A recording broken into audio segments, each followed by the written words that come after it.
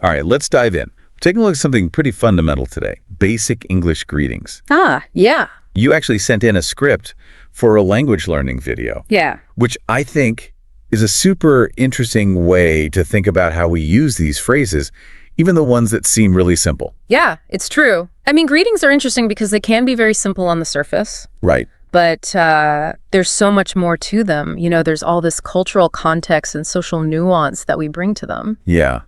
I'm excited to kind of unpack that. So your script actually starts with hello, which seems like the most, kind of universal greeting. You're right. Hello is something that can be used in almost any situation, whether it's formal or informal. But even though it's versatile, there are some subtle differences in how we use it. I'm curious about those. What kind of nuances are we talking about here? Well, if you think about hello compared to hi, your script puts those right next to each other. Right. And hello is kind of like the more formal, always appropriate greeting. Okay. Like a handshake. Gotcha. But hi is a little bit friendlier, a bit more relaxed, more casual. Oh, hi is more like a fist bump then. Exactly. Yeah. And you wouldn't really fist bump your boss at a meeting, right? Right. So that's kind of how it works with these greetings. Yeah, that's a really good analogy to kind of make sense of it. Mm-hmm. Now, your script also has these time-specific greetings. Good morning, good afternoon, and good evening. I've always wondered about these. Are they actually necessary, or can you just use hello for all of them? I think hello is like the basic greeting, the basic courtesy. Okay. But using those time-specific greetings shows that you're, aware of the time of day and the social situation. Right. And it's not essential, but it can make a good impression. So it's almost like you're saying, I'm not just greeting you, I'm also acknowledging the time that we're sharing together. Exactly. Yeah. And in some cultures, it's really important to use the right greeting for the time of day. Right. It shows that you understand and respect their social norms. That makes sense. So now let's move on to how are you? I feel like I use this phrase all the time, but honestly, I'm usually not really looking for a detailed answer. It's more of a habit than a genuine question. You've touched on something really important. How are you has kind of become a social ritual. It's less about, finding out how someone is actually feeling. Right. And more about just acknowledging them. So how do we respond to this ritual? Your script gives a few standard responses like, I'm fine, thank you, and you. Oh. Or I'm doing well, thanks.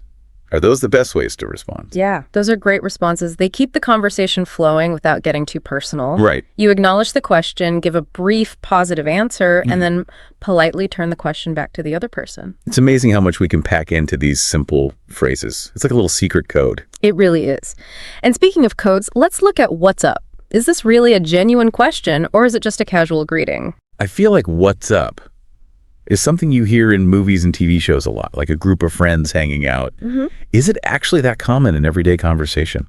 Oh, it definitely is, especially among friends or peers. Yeah. But it's not really an invitation to give a long, detailed answer. It's more like a quick check-in, like, hey, what's going on? So if someone asks me, what's up, I shouldn't launch into a story about my day. Right, unless they specifically ask for more details. Okay. The script suggests some casual replies like, not much, or just hanging out. Yep. Those keep things light and informal.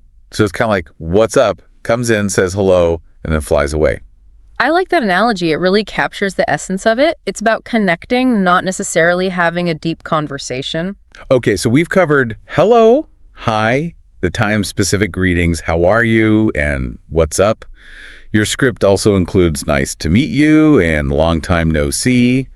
Those seem pretty straightforward, but I'm guessing there's more to them than meets the eye. You're right. I mean, nice to meet you might seem obvious, but it really signals a first-time interaction. Right. It's like the formal way to introduce yourself. And long time no see means you've met the person before. Yeah, exactly. It acknowledges that you have some shared history, even if it's just a brief encounter. Okay. And it often leads to a conversation about what's happened since you last saw each other. So long time no see is more than just a greeting. It's a way to reconnect. That's a great way to put it. It's like an invitation to catch up. That's really insightful. Okay, the last phrase on your script is, how's it going? We already talked about how are you. How is this one different? How's it going is a little more informal. And it can be about more things than just how someone is feeling. Okay. Like, how are you is usually about their health or well-being. Right. But how's it going can be about work or life or just their general mood. So how's it going? It's kind of like giving them more options. Yeah, exactly. It's like you're inviting them to share, but without putting too much pressure on them. This is really making me think about all these little differences. Yeah, it's fascinating, isn't it? It is. So your script explains all these greetings really well. I mean, it gives examples and everything. But I wonder, are there any common mistakes people make when using them?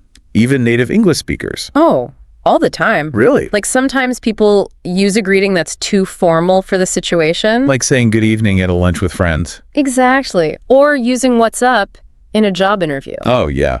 That wouldn't go over well. No, not at all. And another common mistake is forgetting to reciprocate. What do you mean? Like, even if "how are you" is more of a formality, Right. it's still polite to respond and ask the other person how they are. So it's like an unspoken rule. You have to keep the conversation going. Exactly. If you ignore someone's greeting, even if it's just a hey, Right. it can seem rude. You mentioned earlier that time-specific greetings can be really important in some cultures. Are there other cultural things to be aware of when using English greetings? Definitely. Even though English is spoken all over the world, Right. the way people greet each other can be different in different cultures. So it's not just about the words themselves. No, it's about understanding the cultural context, too.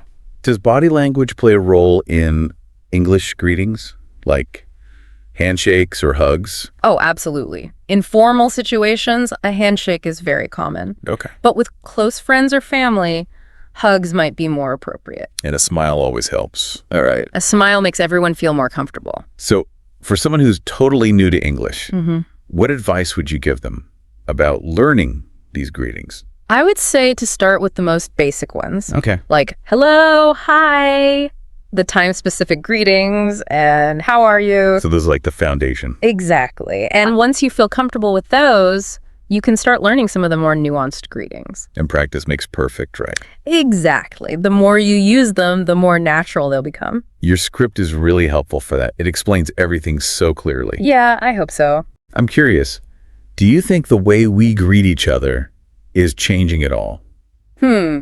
That's a good question.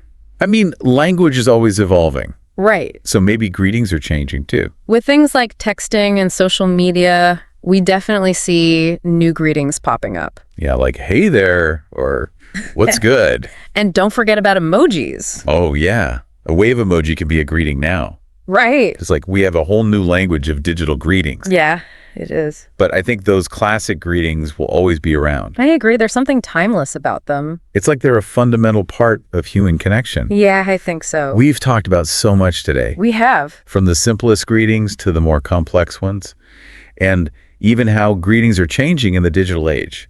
It's been a really interesting discussion. Yeah, it's been a real eye-opener to think about greetings in this much detail. Right. They're so ingrained in how we interact. It's true. We don't always stop to think about them. So I want to leave our listeners with a little challenge. As we wrap up this deep dive, think about which greetings you use most often and why. Interesting. Is it the classic hello? Or maybe you're more of a what's up person? Yeah, good point. Whatever it is, think about what it says about you and how you communicate. And as you go about your day today, pay attention to how other people use greetings. Oh yeah, good idea. Notice the little differences in how they say them, the tone, the body language, all of it. It's like we're sending you all on a mission. Yeah, like a greeting detective. Exactly. You might even find a new greeting that you really like. Oh, that would be fun. And then you can add it to your own collection. Expand your horizons. All right, well, that's about it for our deep dive into English greetings. Thanks for listening, everyone. All right, so today we're going to do a deep dive into business English, Okay. but not just like your basic Yeah. vocabulary and definitions. We're going to kind of go a little bit deeper into like how language can actually completely transform your presence in like any professional setting. Yeah, you know what's so interesting about that is that we tend to focus so much on like the technical aspects of language, grammar and vocabulary, all that stuff, but we kind of forget about the psychological impact of the words we choose. It's like having a secret code almost that can influence, how people perceive us and how they respond to our ideas, and ultimately how we can really, effectively navigate the world of business. Okay, so not just about sounding smart or professional, Right. but using language strategically to like get what you want. Exactly. Like, think about it. Every phrase, every word is like a little signal. It conveys more than just the surface meaning. Okay, I like that. So you've got a script here with 20 powerful business English phrases. So what are some of the first ones that can help us make a strong first impression? Well, right out of the gate, we have, let's get started. Seems simple, right? Yeah. But it's actually a really good way to subtly establish leadership. Taking initiative to kick things off, you're signaling confidence and a proactive mindset. I can see that. But doesn't it also depend on like the context? Like if you're in a meeting with your boss, maybe you want to let them take the lead. Yeah, for sure. Adaptability is key. Yeah. Let's get started is perfect for situations where you're expected to take charge. Or, like you said, if you want to like inject some energy into a conversation that's stalled. But reading the room is important. Always. Okay, so it's not just about memorizing the phrases. It's about understanding like the nuances of when and how to use them. Yeah. Okay, what's next? Okay, so we have, I'd like to introduce Handy. Now, this might seem like basic courtesy, but it's actually a little deeper than that. When you take the time to introduce people, you're showing respect for them and acknowledging their presence. And this can really foster a more inclusive and collaborative atmosphere right from the start. Yeah, it's funny how something so simple can have such a big impact on the whole dynamic. Okay, I'm starting to see the power of these phrases. And then there's, can we schedule a meeting? Again, this might seem obvious, but think about it. What's the alternative? Popping into someone's office or, sending a bunch of emails back and forth. Right. But formally requesting a meeting shows respect for their time, and it shows that you're organized. Okay, I'm definitely guilty of the popping in. I can see how that can come across as Yeah. disorganized or even disrespectful, especially for people who really value structure Totally. and clear communication. Yeah, and everyone's so busy these days, so, valuing people's time is a huge asset. Okay, so we've talked about those first few phrases, setting the tone and, creating that positive first impression. But what about when you're in the middle of a discussion and things are getting a little bit heated or, going off topic? What are some phrases that can help navigate those situations? Well, one of my favorites is, let's circle back to that. It's just a really nice way to kind of steer the conversation back on track without, being confrontational or dismissive. You're acknowledging what the other person is saying, but signaling that it's not the priority right now. Right. Okay. That's much better than saying we're getting sidetracked. But is there a risk that the person will feel like their idea is being ignored? Yeah, that's where, active listening is really important. You don't want to just say the phrase and move on, make a mental note to come back to it, or even suggest a specific time to discuss it. It shows them that you value what they're saying, even if it's not the focus right this second. So it's like you're balancing acknowledging their idea, but also maintaining control of the conversation, but making sure that everyone feels heard. Exactly. It's like a little dance. It is. Okay, what else? Okay, so then we have, you clarify that. This one's all about clear communication, which is so important in any professional setting. For sure. By asking for clarification, you're not only making sure that you understand, but you're also prompting them to articulate their thoughts more clearly. Yeah, because sometimes you think you understand what someone means, but then when you ask for clarification, it can reveal these hidden nuances or even prevent misunderstandings later on. Exactly. And especially in business where decisions have big consequences, clarity is crucial. Yeah, it could be the difference between a successful project and, a big mistake. Huge. Okay, so we've covered setting the tone, protecting everyone's time, steering the conversation back on track, and making sure that everyone's communicating clearly. What's next? So welcome back to our deep dive into, the power of language and business English. Okay, so before we move on to the next set of phrases, I think it's interesting that you mentioned empathy. I usually think about empathy in terms of personal relationships, not really in the workplace. Yeah, that's a pretty common misconception, actually. But, even in a professional setting, you're dealing with people who have, their own motivations and perspectives and even insecurities. So when you tap into that empathy, you can really create a more understanding and collaborative environment. Okay, I'm curious, how does empathy translate to practical communication skills? Well, it starts with, really listening and trying to understand where the other person is coming from. But it also goes beyond that. It's like reading between the lines, picking up on nonverbal cues, and just being sensitive to their emotional state. So it's not just what they're saying, it's how they're saying it. Exactly. Imagine you're in a team meeting and someone seems a little hesitant to share their ideas. Instead of just saying, what do you think?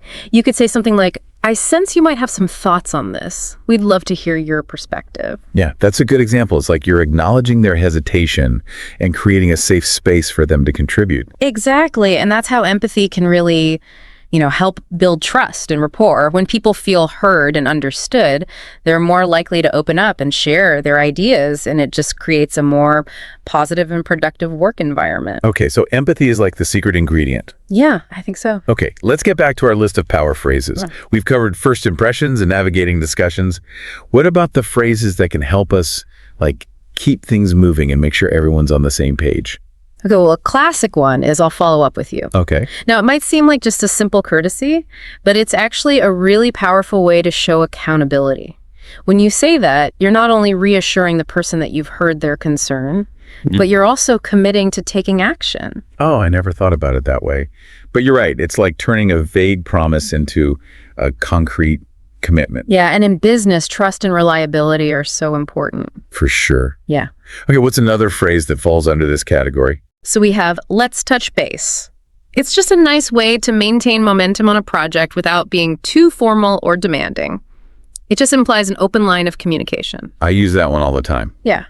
But I guess it's more than just a casual check-in. It's about, fostering a sense of collaboration and shared responsibility. Exactly. It's about creating a dynamic where everyone feels comfortable communicating updates and, working together. Okay, so we've talked about following up and touching base. What about keeping people informed? Sometimes it's easy to get siloed or people feel left out of the loop. Yeah, for sure. That's where a phrase like I'll keep you in the loop can be really useful. It's simple, but it's effective. You're demonstrating transparency and making sure that everyone feels included. But is there a risk of over-communicating? Do I really need to keep everyone updated on every single detail? Yeah, that's where using your judgment comes in.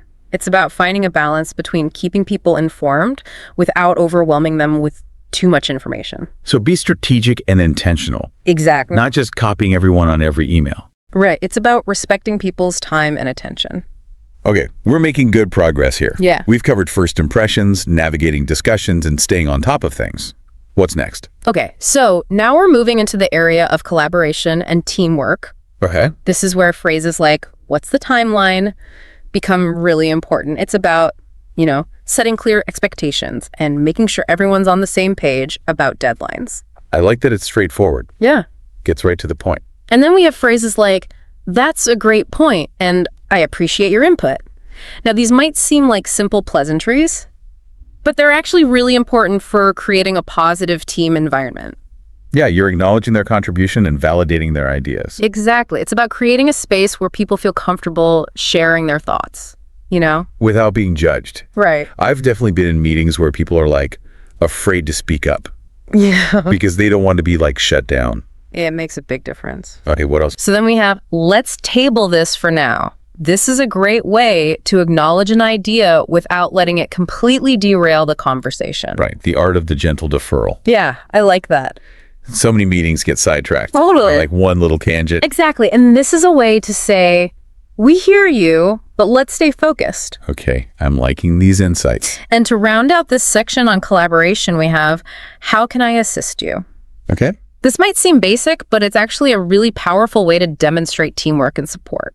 Yeah, it's more than just offering help. It's like expressing a willingness to contribute to the team's success. Exactly. It's about fostering a culture of mutual support where everyone feels comfortable, asking for help and offering their expertise. Okay, so we've covered setting a positive tone, navigating discussions, staying organized, and collaborating effectively. What's next? Okay, so now we're moving into the realm of decision-making, action, and leadership. Yep. These are the phrases that can really help you drive projects forward and inspire your team to achieve their goals. Okay, I'm ready for this. But I think we're going to need a little more time to dive into these phrases. Yeah, I think so. Let's just save that for the final part of our deep dive. Sounds good. Stay tuned, listeners. We'll be right back to explore how to use language to inspire action, drive results, and unleash your inner leader.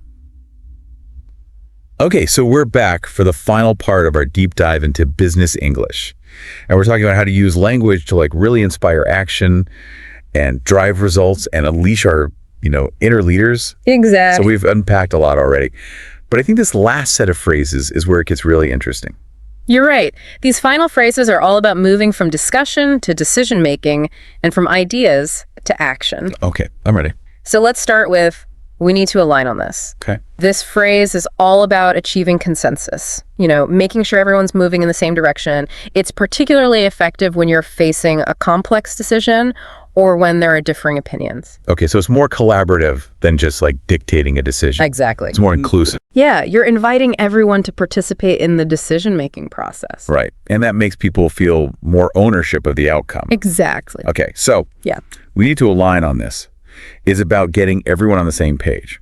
What's next? Okay, so next we have let's prioritize. Okay. This is about, focusing your energy on the most important tasks. Right, because it's easy to get bogged down Totally. in a million little things. Especially in a fast-paced business environment. Yeah. But this phrase helps you cut through the noise and stay focused on what really matters. I like it. It's like a mental decluttering tool for your to-do list. I like that. It forces you to say no to the things that aren't essential. Exactly. Okay, so we've got alignment, we've got prioritization. Yeah. What other phrases can help us move from talking to doing? Okay, well, I'd like to emphasize this is a really good way to draw attention to certain points and make sure they don't get lost. Okay. It's particularly useful when you're presenting or leading a discussion or giving feedback. Oh, it's like a verbal highlighter? Yeah. It's like, pay attention. This is important. Exactly. Cool. What's next? Okay, we have, can you provide an update?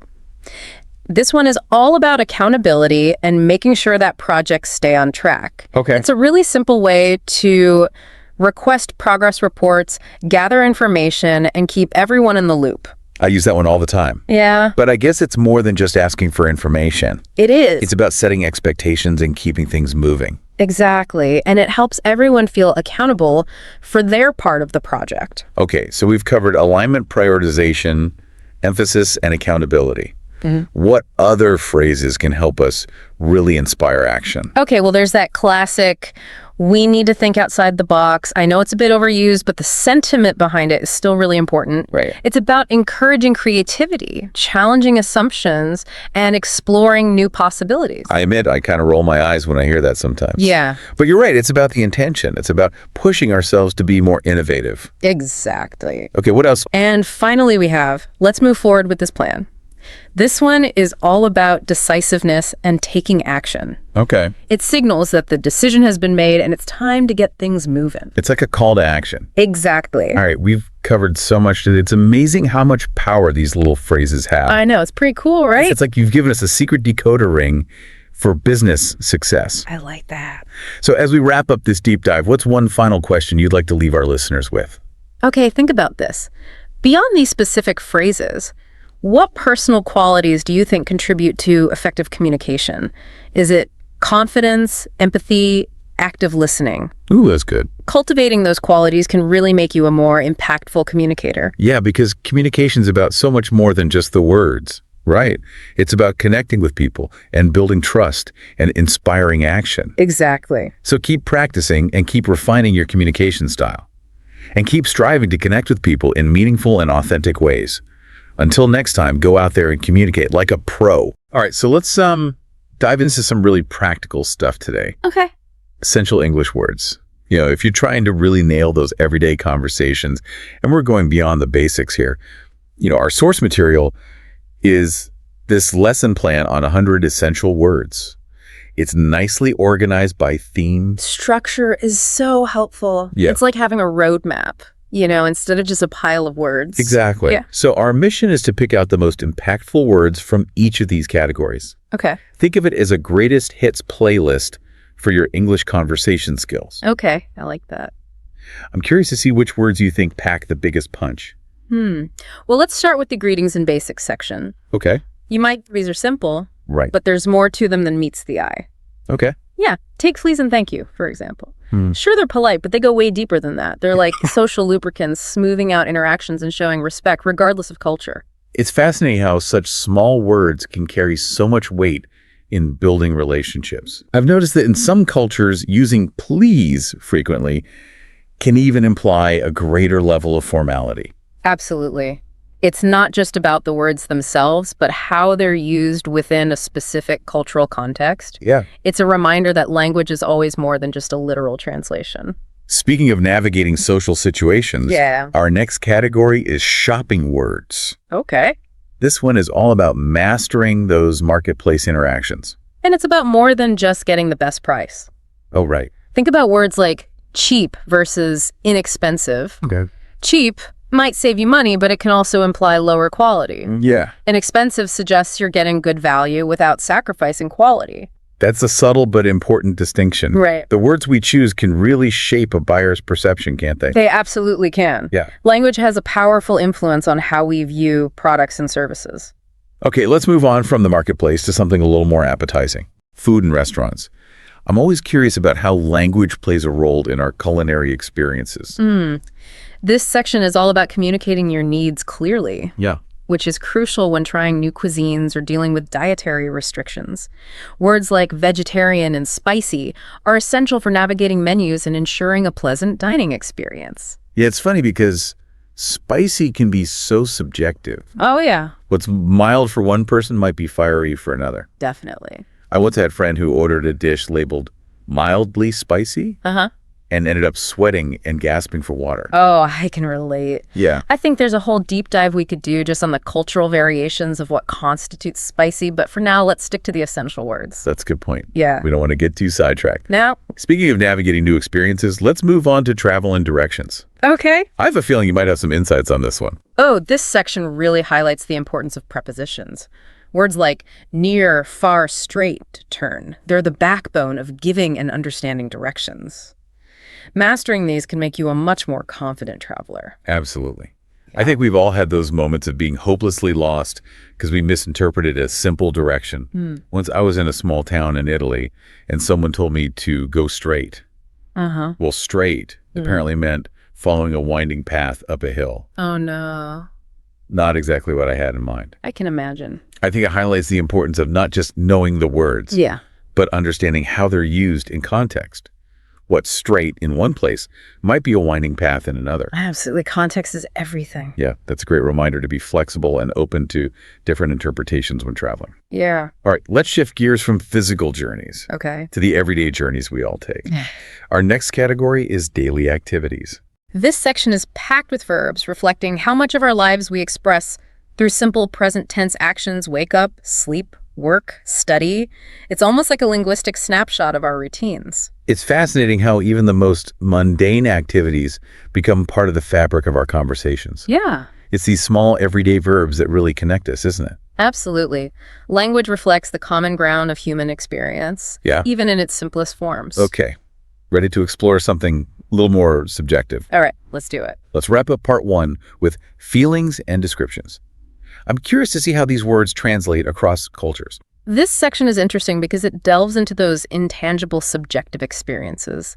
Words like happy, sad, angry, excited. While these emotions are universal, the way we express and perceive them can be incredibly diverse. For example, in some cultures, expressing anger openly is considered inappropriate, while in others, it's seen as a healthy way to communicate.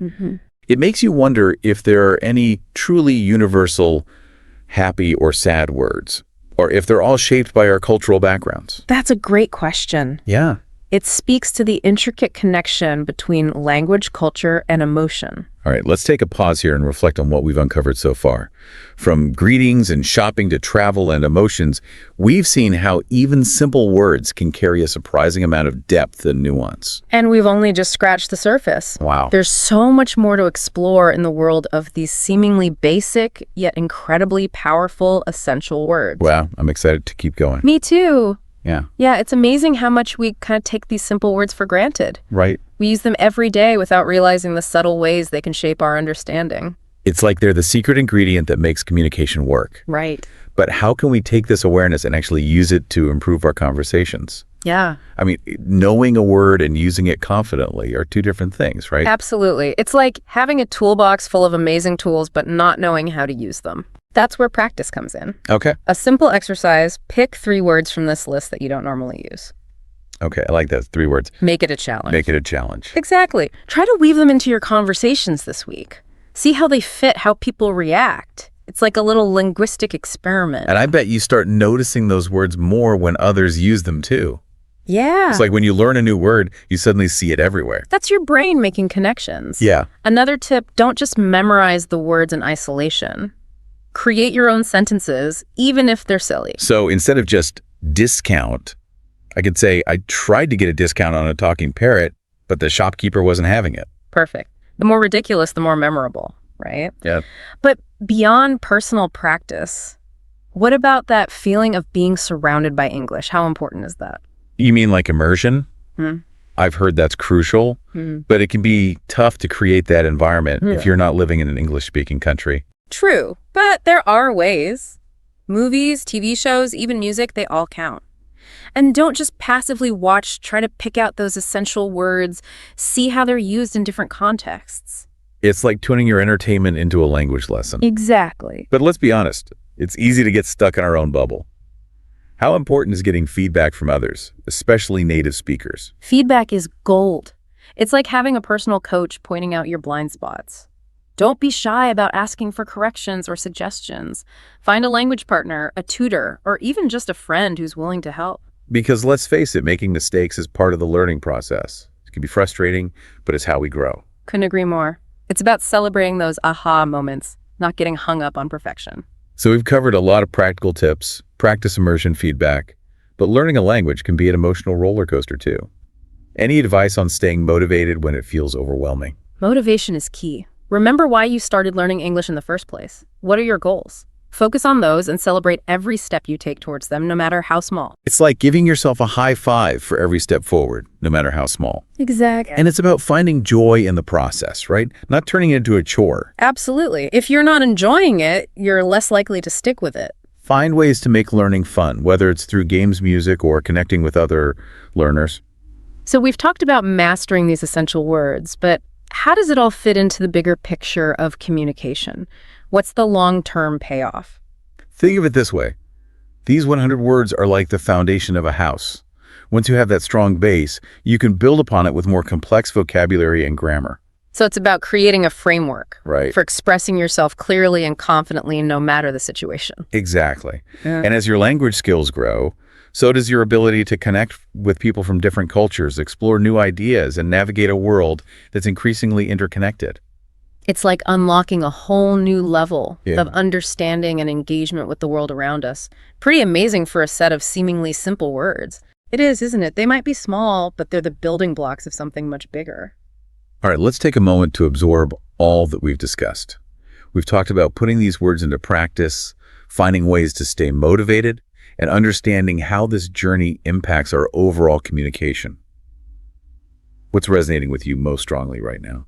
I think what stands out to me is this idea that language learning isn't just about accumulating knowledge. Okay. It's about a deeper kind of self-discovery and cultural exploration. It's about realizing that the way we use language shapes our understanding of the world and ourselves. That's a powerful thought. Yeah. It's not just about learning words. It's about expanding our perspectives and connecting with something larger than ourselves. Exactly. Yeah. And that's what makes it so exciting. Every new word, every conversation is an opportunity for growth and understanding. So from these foundational words to the broader impact of language learning, we've covered a lot of ground. Now, I want to shift gears a bit. We've talked about communication in a general sense, but what about the art of storytelling? How do these essential words play a role in crafting compelling narratives? That's an interesting angle. It's easy to overlook, but these simple words are the very building blocks of stories. We use them to describe characters, settings, actions, emotions, all the elements that bring a narrative to life. It's like a writer's palette, mixing and matching these essential colors to create a vivid picture. Yeah. Even with a limited vocabulary, you can still tell a powerful story. Absolutely. Think of those classic fairy tales that have been passed down for generations. Mhm. They often rely on simple language, yet they convey profound messages that resonate across cultures. Like Little Red Riding Hood, right? Wolf Wood's grandmother basket. Such Yeah. simple words, Right. but woven together, they create a tale that's both timeless and captivating. Exactly. It demonstrates the power of storytelling to transcend language barriers and connect with us on a fundamental human level. But storytelling isn't just about fairy tales, is it? No. It's something we do every day, whether we're sharing anecdotes with friends or presenting ideas at work. You're right. Storytelling is woven into the fabric of our lives.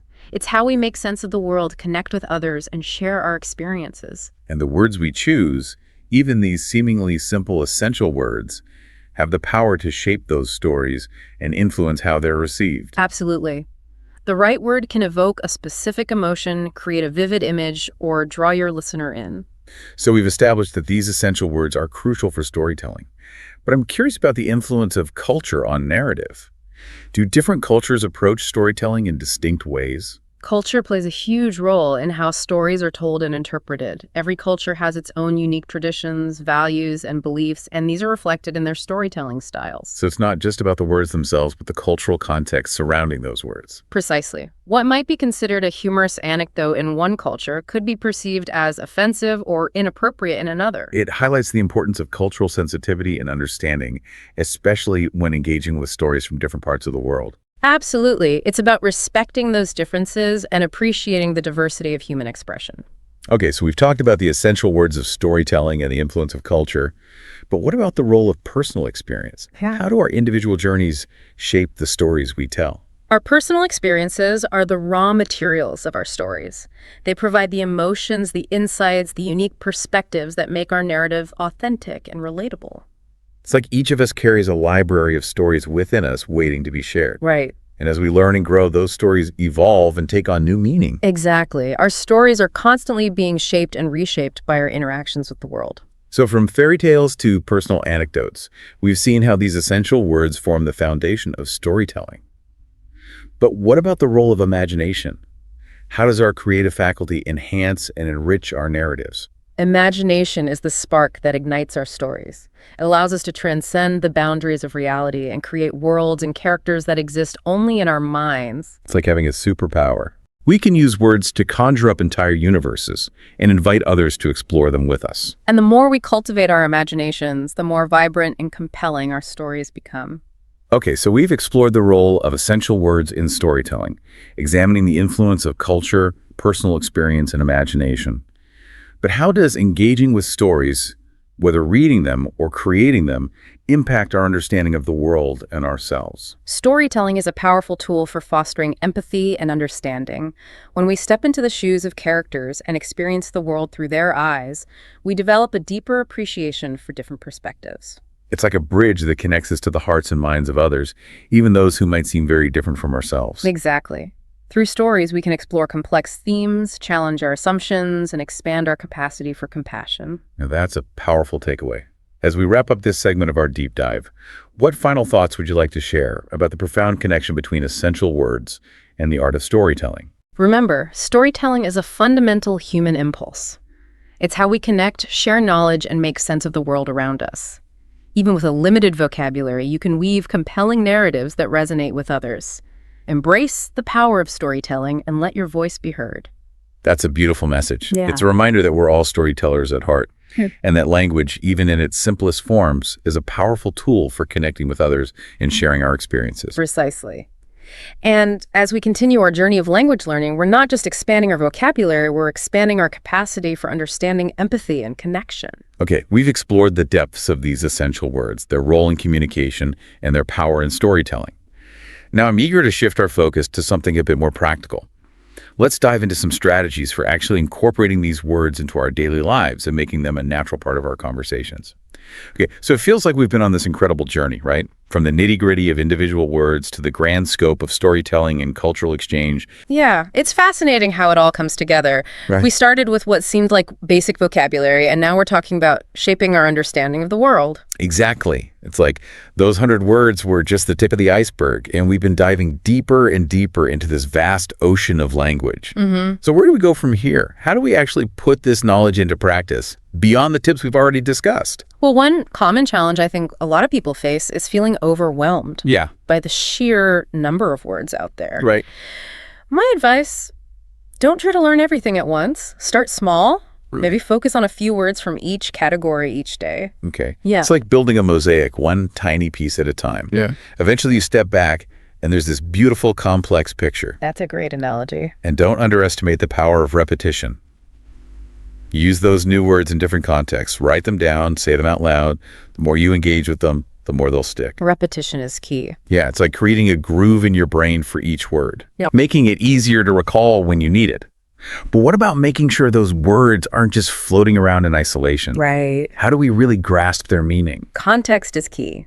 Instead of memorizing dictionary definitions, Try learning new words within phrases and sentences.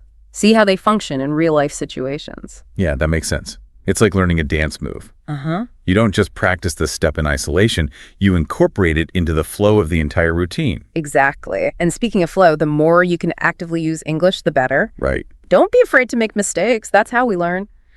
Find opportunities to speak. Right. Even think in English. So turn off the subtitles on your favorite show. Maybe try journaling in English, even if it's just a few sentences at first. Challenge yourself, but of course it helps to have guidance along the way, right? Absolutely. Feedback is crucial. Find a language partner, a tutor, or even just a friend who can offer corrections and suggestions. It's like having an extra set of eyes and ears to help you fine-tune your skills. Because let's face it, sometimes we get so caught up in our own heads that we don't see the areas where we need to improve.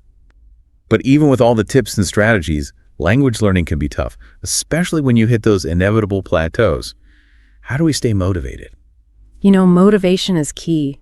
Remember why you started learning English in the first place. What are your goals? Focus on those and celebrate every step you take towards them, no matter how small. Yeah, because it's easy to get discouraged, right? Especially when you compare yourself to others who seem to be progressing faster. Comparison is the thief of joy, as they say. Focus on your own progress and find ways to make the learning process enjoyable for yourself. So find those methods that resonate with you, whether it's watching movies, listening to music, or connecting with other learners online. Make it fun, and you're more likely to stick with it. And it's all worth it in the end, right? Yeah. What's the ultimate payoff of dedicating ourselves to mastering English? Well, on a practical level, English fluency opens doors to a wider world travel career, opportunities, access to information and resources. But beyond that, it's about expanding your horizons, connecting with people from different cultures, and developing a deeper understanding of the world around you. It's like you're not just learning a language, you're learning how to see the world through new eyes. Precisely. Okay. And that's a gift that keeps on giving. So we've covered a lot of ground today, from those initial 100 words to strategies for achieving fluency and understanding the transformative power of language. As we wrap up this episode, what's your final takeaway for our listeners? Remember that language learning is a journey, not a destination. It's about embracing the challenges, celebrating the victories, and never losing sight of the joy of discovery. Beautifully said. And even though our deep dive is ending, I hope this sparks a lifelong passion for exploring the wonders of the English language. It's been a pleasure diving into this with you. The pleasure was all mine. To everyone listening, thank you for joining us and happy learning. All right, ready for this? Today we're diving deep into phrasal verbs. Those, those tricky little combinations of verbs and prepositions, the things that can make English sound so natural and will sometimes make us scratch our heads a bit. We've got some really interesting source material here. And trust me, it's going to help you master these little linguistic gems. You know, what's interesting about phrasal verbs is that they're not just about, grammar. I think they really offer a glimpse into how a culture thinks and expresses itself, you know? That's such an interesting way to put it. So it's not just about, sounding fluent. It's about like understanding the cultural meaning behind these phrases. This script highlights some really common ones, like find out. I mean, come on, who hasn't spent like hours going down those Wikipedia rabbit holes? I'm like totally on a mission to find out everything about, everything. Exactly. And that's, I think, where the nuance comes in, right? Find out, it implies a process, like a process of discovery. Often, I think, with an element of surprise. It's not just about getting information. It's more about uncovering something unexpected. Okay, so find out is like what the detective of the phrasal verb world. Yep. Okay. Now the script also mentions take off, which I think is really interesting because it has like a couple of different meanings. I mean, we all know, we've all seen planes take off, right? But the source material points out that it can also describe, like a career suddenly becoming successful. Yeah, and that's really where the cultural context, I think, comes in.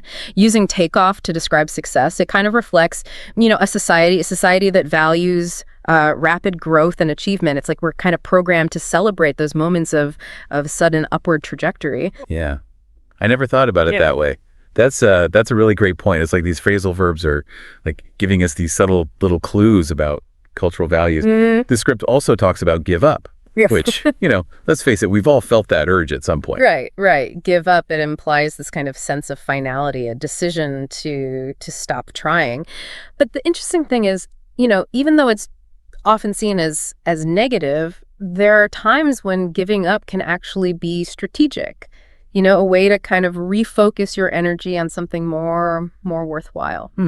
That's an interesting way to look at it. So it's not always about blindly pushing forward. Sometimes it's about knowing when it's time to change course. This script really makes you think about the deeper implications of these seemingly simple phrases. All right, let's move on to one that I think we probably use all the time, and that's look after. It seems pretty straightforward, but are there any hidden depths to this phrasal verb? Well, look after, I think it implies more than just taking care of something. It suggests, a sense of responsibility, maybe even protectiveness. You wouldn't really say you're looking after like a coffee cup, but you would say you're looking after a child or, or a pet. It's about caring for something that's vulnerable and needs your attention. I see. So it's like look after adds this extra layer of emotional connection, right? It's not just about the task, it's about the relationship. Okay, now I'm curious about this one. This one, the script mentions, I think everyone can relate to, and that's look forward to. I mean, who doesn't love that feeling of anticipation for something good, right? Yeah. Something good on the horizon. Right. Look forward to. It just perfectly captures that feeling of positive expectation. It's about focusing on the future, with excitement and hope. And it's interesting how this phrasal verb, it kind of suggests this active engagement with time. We're not just passively waiting. We're actively anticipating it, letting it shape our present experience. Yeah, that's so true. It's like look forward to. It gives permission to, savor that anticipation, let that excitement build. Speaking of anticipation, I'm curious to hear more about this one. Put off. Let's be honest, this one hits a little too close to home sometimes. Yeah, put off. I mean, it's the ultimate procrastination verb, right? It's about delaying something. Usually because it's unpleasant or we just don't feel like dealing with it. But what's interesting, I think, is how this simple phrase, it captures a very human tendency. Right. That tendency to avoid discomfort, even if it means more stress for us down the road. Oh, tell me about it. I am like the queen of putting things off. But seriously, you're right. It's like it exposes this little flaw in our human nature. Okay, let's switch gears a little bit here and talk about another common phrasal verb, run out of. I'm sure we've all had those panic moments when we realize we've run out of something essential. Absolutely. Run out of it signifies depletion, the complete absence of something. And it often carries this sense of urgency, especially when it's something we rely on, like, food or fuel or even coffee. It triggers that primal fear of scarcity, reminding us that we're dependent on those external resources. It's like run out of taps into this this deep-seated fear of being without. And speaking of being without, sometimes we just have to call off those plans and recharge, right? Right. Call off. It's a decisive act of cancellation. It suggests that something has prevented us from following through. And I think it's interesting how this phrasal verb, it kind of acknowledges the importance of flexibility. The need to adapt to changing circumstances. Yeah, it's like call off gives us permission to prioritize our well-being, to recognize that sometimes it's okay to step back, and change course. Okay, we've covered quite a few phrasal verbs already. What stands out to you so far? Any favorites? I think what I find fascinating is how these seemingly simple verbs can take on such nuanced meanings when we combine them with prepositions. It's like they unlock this whole new level of expression, I think, in English. Totally. And the best part is we've got even more to unpack. We're just getting started, folks. Stay tuned for part 2 of our deep dive into the world of phrasal verbs, where we'll explore even more of these linguistic gems and discover how they can help us navigate the complexities of language and culture. And it's not even just about individual words. It's about how these phrasal verbs, like how they fit into our everyday conversations, reflect our social dynamics. Right. Like bring up. Our source material uses the example of bringing up an idea in a meeting, right? But imagine you're in that meeting and you've got this brilliant idea you want to share. How do you just casually bring it up without sounding too forceful or too timid? Yeah. Bring up. It's all about navigating that delicate balance. It suggests, introducing a topic thoughtfully, inviting others to kind of engage. It's not about dominating the discussion. It's more about opening up that space for collaboration, exchange of ideas. Yeah, it's bring up is like the key the key to unlocking a good brainstorming session. Yeah. It sets the tone for, a collaborative and respectful dialogue. Yeah. Okay, so we've got bring up for introducing ideas. This script also mentions get along, which, let's be honest, is crucial for surviving in pretty much any social setting, right? Whether it's work or school or even just hanging out with friends. Right. Get along. It highlights the importance of social harmony, right? It's about finding common ground, even when there are differences of opinion. It's about respecting boundaries, being considerate of others' needs, and cultivating, that positive and supportive atmosphere. So it's not just about like avoiding conflict. It's about actually creating that positive and productive environment. Get along is like the glue, the social glue that holds everything together. Okay, so we've got bring up for introducing topics, get along for, creating that harmonious environment. But what about those times when things get tough? Yeah. And we need to power through. That's where carry on comes in, right? It's a phrasal verb. It really embodies that resilience, that determination. The source material even mentions how carry on, it took on a particularly, poignant meaning during times of war, hardship. It became this rallying cry, like a testament to the human spirit, the ability to endure and to overcome adversity. It's like carry on is like a verbal salute to the strength of the human spirit. Yeah. This script talks about how its meaning evolved over time, becoming this powerful symbol of perseverance. Yeah. It's not just about, continuing a task. It's about pushing through those challenges, with grit and grace. And sometimes carrying on means having to catch up, if we've fallen behind. Yeah. Or like the script mentions, maybe you've missed a few classes or got sidetracked on a project. What's the nuance behind catch up? Yeah, catch up, it implies this conscious effort to make up for lost time or progress. It acknowledges that we may stumble, we may fall behind, but it also emphasizes, that importance of taking responsibility, putting in the extra work, to get back on track. So catch up is like a reminder that it's okay to make mistakes, to have those setbacks, as long as we're willing to learn from them and put in the effort to get back on course. Now let's talk about one that can be a bit of a chameleon, and that is workout. This source material points out that it has multiple meanings depending on the context. Yeah, workout. It's fascinating because it really reflects our multifaceted nature, right? On the one hand, it refers to physical exercise, that act of pushing our bodies to their limits. But on the other hand, it can mean to solve a problem, or to find a solution, which involves exercising our minds, right? It's a testament to our capacity for both physical and mental exertion. It's like workout embodies this duality of human effort, right? That ability to strive for both physical and mental excellence. I love how this script highlights like those subtle connections between these seemingly unrelated concepts. Yeah, and it's those connections, I think, that really enrich our understanding of language and culture. They reveal, those underlying patterns of thought and behavior that shape how we communicate. Exactly. It's like phrasal verbs are giving us these little glimpses into the human experience. Yeah. Now, the script also talks about turn down, which I think we've all had to do at some point, right? Whether it's declining an invitation or rejecting an offer, right? Or even just saying no to that extra slice of cake. Right. Turn down. It's about asserting our boundaries, making choices that align with our value and our priorities, right? It's about recognizing that we have that right to say no, even when it's difficult. That's such an important point. It's like turn down. It empowers us. Empowers us to make those conscious choices, to protect our time and our energy.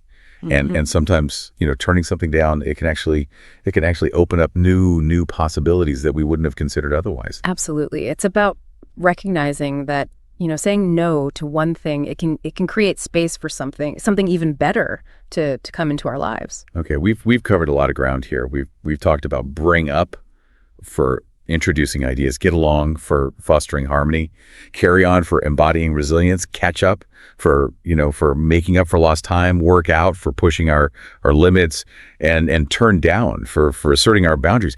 It's amazing how these simple combinations of verbs and prepositions can pack so much meaning and nuance, And it's that nuance, I think, that makes language so powerful and fascinating. Phrasal verbs, they allow us to express ourselves with precision, to convey those subtle shades of meaning that go beyond the literal definitions of words. It's like phrasal verbs are the secret code to unlocking fluency and cultural understanding. They add that extra layer of depth and sophistication to our communication. But we're not done yet. Stay tuned for part 3 of our deep dive, where we'll wrap things up and explore how these insights can help you master the art of using phrasal verbs. It's like, phrasal verbs, they're the secret ingredient to making your English sound more natural and engaging, right? They add that extra flavor. And that complexity, I think, that takes your communication to the next level. Yeah, and just like with any recipe, the key is to use the right ingredients in the right proportions, right? Understanding those subtle nuances of each phrasal verb, it allows you to express yourself with more precision and clarity. So it's not just about memorizing a list of phrasal verbs. It's about understanding how they work in different contexts, right? Yeah. How they reflect those cultural values and how they can help us connect with others, on a deeper level. What's fascinating here, I think, is how these seemingly small word combinations can have such a big impact on our communication. They really do add that depth and richness to the language. Yeah, they allow us to go beyond the literal meanings of words and convey those subtle shades of emotion, right? Intention. Cultural understanding. If we connect this to the bigger picture, mastering phrasal verbs, it's like leveling up your language skills, right? It's about moving beyond that textbook English and sounding more natural and fluent. And it's a journey, right? There are always new phrasal verbs to discover, explore. Adding even more depth and richness to your vocabulary. Okay, as we wrap up this deep dive, I want to leave you with this thought-provoking question. What are some other phrasal verbs that you use frequently, and how do they add color and nuance to your language? Think about those phrasal verbs that come naturally to you, the ones that make you sound like a true English speaker. Embrace them, explore them. And let them empower your communication. And hey, if you stumble across any particularly interesting ones, we'd love to hear about them. Keep the conversation going. Keep exploring and keep those phrasal verbs flowing until next time. All right. So are you ready to dive into this list of 99 words? It's supposed to be like the most useful words for daily conversation. Yeah, it's kind of a fascinating idea. Yeah. It really is. I mean, it's like, this linguistic survival kit, like, if you only had 99 words to work with, Right. Could you actually communicate? It's like the bare minimum of language. It is. And what's really interesting to me is like, thinking about this list as a way to understand how humans make meaning, Oh, yeah. with just, the fewest possible pieces. Like a linguistic Lego set. Exactly. It's like reverse engineering language, But it is. We're starting with like this simplified model. Right. And using it to understand this complex system. Exactly. So cool. Before we break down all the categories and go word by word. Sure. Let's just take a second to appreciate how much you can actually say with only 99 words. Yeah, that is amazing. I mean, think about it. You can talk about what you did today, how you're feeling, even make plans for the future, all with just this tiny little vocabulary. It's pretty incredible when you think about it. It's mind-blowing. Yeah. Okay, so let's start unpacking these categories. Okay. The first one is greetings. Right. And I immediately was like, why include both hello and hi? Yeah. Why both? It seems like such a subtle distinction for such a small vocabulary. Right. What do you think? Well, I think that subtle difference actually speaks volumes about formality in language. Oh, interesting. Hello is generally considered more formal. Hi is a more casual. It's a really simple choice, but it can kind of signal a lot about the relationship between speakers. Yeah, it's like choosing your weapon linguistically speaking. That's a good way to put it. You don't want to use the wrong level of formality in the wrong situation. Exactly. So even in the stripped down vocabulary, it seems like social nuance is still really important. Yeah, definitely. Okay, let's move on to actions. Okay. And right away, I'm intrigued by make and do. Oh, wait. These seem super basic, but I feel like there's so much hidden complexity there. Well, they're like the Swiss Army knives of language. Yeah. And I think it's a clue to how language evolves. Right. You start with these really broad verbs like make and do. Uh-huh. But then as societies get more complex, you need more precise words. Right. But we still hang on to those multi-purpose verbs because they're just so useful. It's like they're carrying the weight of all those more specific verbs within them. Exactly. Instead of saying construct or manufacture, we can just say make. Right. Okay, moving on to descriptions. Right? This is where I got really interested. Okay. Because there are a lot of words for emotions on this list.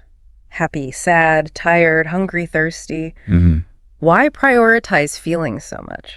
Well, think about it, being able to communicate basic needs like hunger and thirst. Those are essential for survival. Yeah. And emotions like happiness or sadness, they're really powerful signals. Yeah. They can influence how other people interact with you. Right. So in a way, they're just as important as actions or objects when you're trying to get your point across.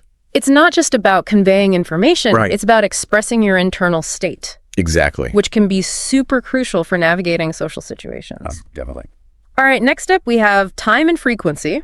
Hey. And what I find fascinating about this category Yeah. is how it highlights the human struggle to understand something that is actually really abstract. Oh. Time. It's true. Time is a weird one. Yeah. It's like these basic time concepts aren't as straightforward as they seem. I know. We humans, we perceive and organize time in a way that's unique in the animal kingdom. Right. We use language to create a framework for understanding something that's inherently intangible. And here, with just a handful of words, always, sometimes, never, we have a whole system for expressing complex ideas about, when things happen, how often they happen. Right. It's like building a whole universe of time with just a few linguistic Legos. Yes, that analogy. Right. It really is. It's a testament to the power of language to make sense of the world around us. Totally. And it highlights how even seemingly simple words can carry a lot of weight. Absolutely. Speaking of which, let's move on to the category of places. Okay. What immediately jumped out at me here is the word workplace. Okay. But there aren't any specific jobs listed. Right. And it made me think, is this a reflection of how work is viewed in modern society? That's a really interesting observation. I mean, workplace is a much more generalized space than, say, farm or factory. Yeah. This could indicate a shift towards a world where work happens in a variety of settings. Okay. And, of course, language adapts to reflect these societal changes. So this seemingly simple word choice might actually be a clue about the intended audience for this list. Interesting. Someone navigating a more, modern, fluid work environment. Yeah. But before we get too far ahead of ourselves, I'm really curious to dig into what's missing from this list, because it's often the omissions that are the most revealing, wouldn't you say? Absolutely. What's left AUT of a language can tell us just as much as what's included. Sometimes that's where the real story is. It's like looking at the negative space in a painting, right? Yeah, sometimes that's where the real story is. Okay, so the first thing that jumps out at me is the lack of slang or informal language. Okay. This list is very proper and polite. Why do you think they made that choice? That's a good question. It seems like it would make it harder to really connect with native speakers, Well, I think slang is so hyper-specific to a time and place. This list seems to be aiming for a timeless, almost international version of English. Okay. Something that would be understood across cultures. Right. And wouldn't sound dated in a few years. So it's like they're going for the most universally applicable version of English. Right. Even if it means sacrificing some of the, richness and nuance of everyday speech. Exactly. It's interesting to think about the trade-offs, right? You gain clarity and broad understanding, but you lose some of the color and personality that slang can bring. For sure. And it raises an interesting question about the purpose of language itself. Oh, yeah. Is it primarily about conveying information clearly and efficiently? Right. Or is it also about expressing identity, Yeah. building relationships, Right. playing with the creative possibilities of words? All right, so we've talked about the missing slang, Right. but there's another omission that really struck me. the lack of abstract concepts. Okay. We've got love and hate, which seem pretty fundamental, but that's about it. It's true. Why do you think that is? It seems like this list prioritizes concrete needs Okay. and immediate experiences Uh-huh. over more complex or nuanced ideas. I see. I mean, if you're focused on basic survival and communication, Right. you probably don't need to be like debating the meaning of life. Yeah. Right? I guess when you're trying to build a language from scratch, you have to start with the essentials. The bare minimum. The things you need to physically survive and navigate the world around you. Exactly. Okay, so let's move on to some of the categories that are included. Right. And questions feels like the most essential of all, wouldn't you say? Oh, absolutely. I mean, questions are how we learn, how we explore, how we connect with others on a deeper level. Couldn't agree more. They're fundamental to the human experience. For sure. And look at the words they've chosen. What, where, when, why, how. The classic 5 W's.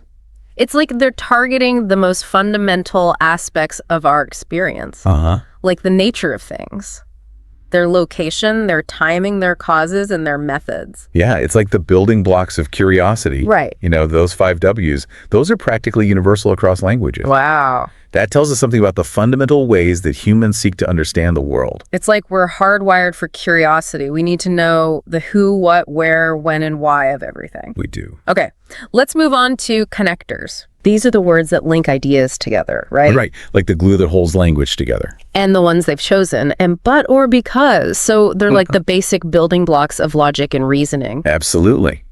They allow us to create more complex sentences Right? to show cause and effect, contrast ideas, Yeah. offer alternatives. It's amazing how much nuance you can add with just a handful of words. It really is. Okay, so then we come to the miscellaneous category. Right. This one feels a bit like a catch-all. It does. A little bit of everything. But like they're acknowledging that even in a simplified vocabulary, Yeah. we still need ways to talk about the things that matter most to us. Right. Our relationships, our values, our place in the world. Yeah, we've got thing which is about as general as it gets. Right. But then you've got life, world, friend, family. Interesting how they grouped those concepts together. It is. It suggests an awareness of the interconnectedness of our experiences, Right. even in a very basic vocabulary. And then, of course, there's words like money car house.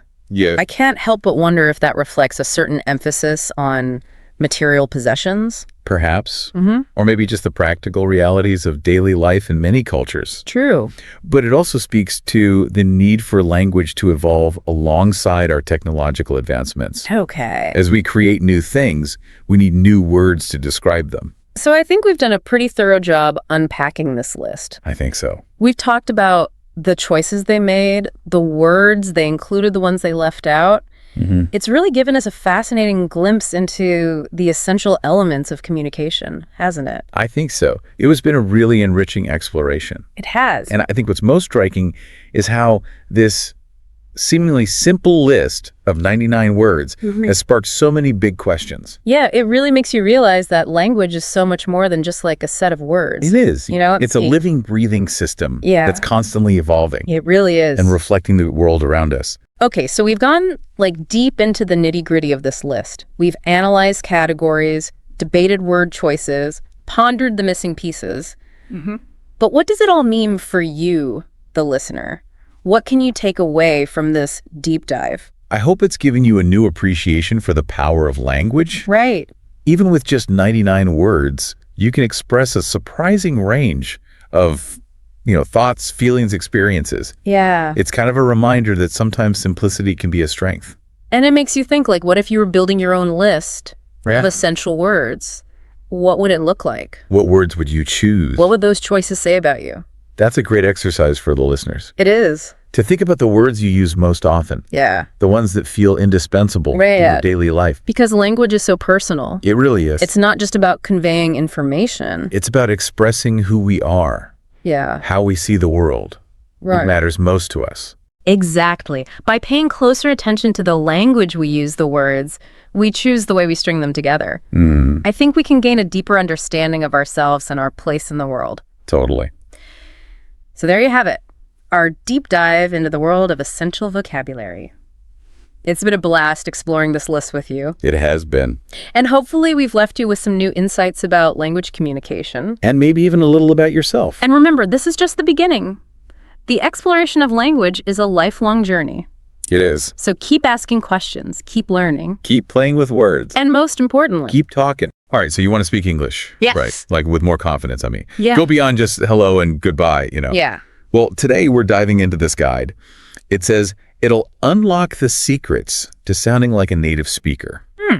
And let me tell you, there's some seriously cool stuff in here. I do. Way beyond basic phrases. Okay, so what's interesting about this guide, it challenges the traditional way of learning languages. Oh, how so? Well, it argues that instead of focusing only on grammar rules and vocab lists, Yeah. we should be learning how to actually talk, Communicate. Yeah, in real life situations. Right, that makes sense. But Yeah. how do you actually go about doing that? I mean, it's Well- easy to say talk more, but what should you actually be saying? Well, the guide says you should start with simple phrases. Okay. Practical phrases that you'd use, in everyday life. Like, think of it as building a foundation for fluency. Okay. And it breaks these situations into, categories, Very like simple. introductions, daily routine. Yeah. Ordering food, asking for directions. Yeah. And each category gives you a set of phrases and expressions that native speakers use all the time. So it's like a cheat sheet Yeah. for navigating real life conversations. Exactly. That's awesome. It takes away some of the pressure, of trying to figure out what to say on the spot. Right. Yeah. And what's really cool is the guide encourages you to Yeah. use these phrases as a springboard Oh, cool. for more extended conversation. Oh, I like that.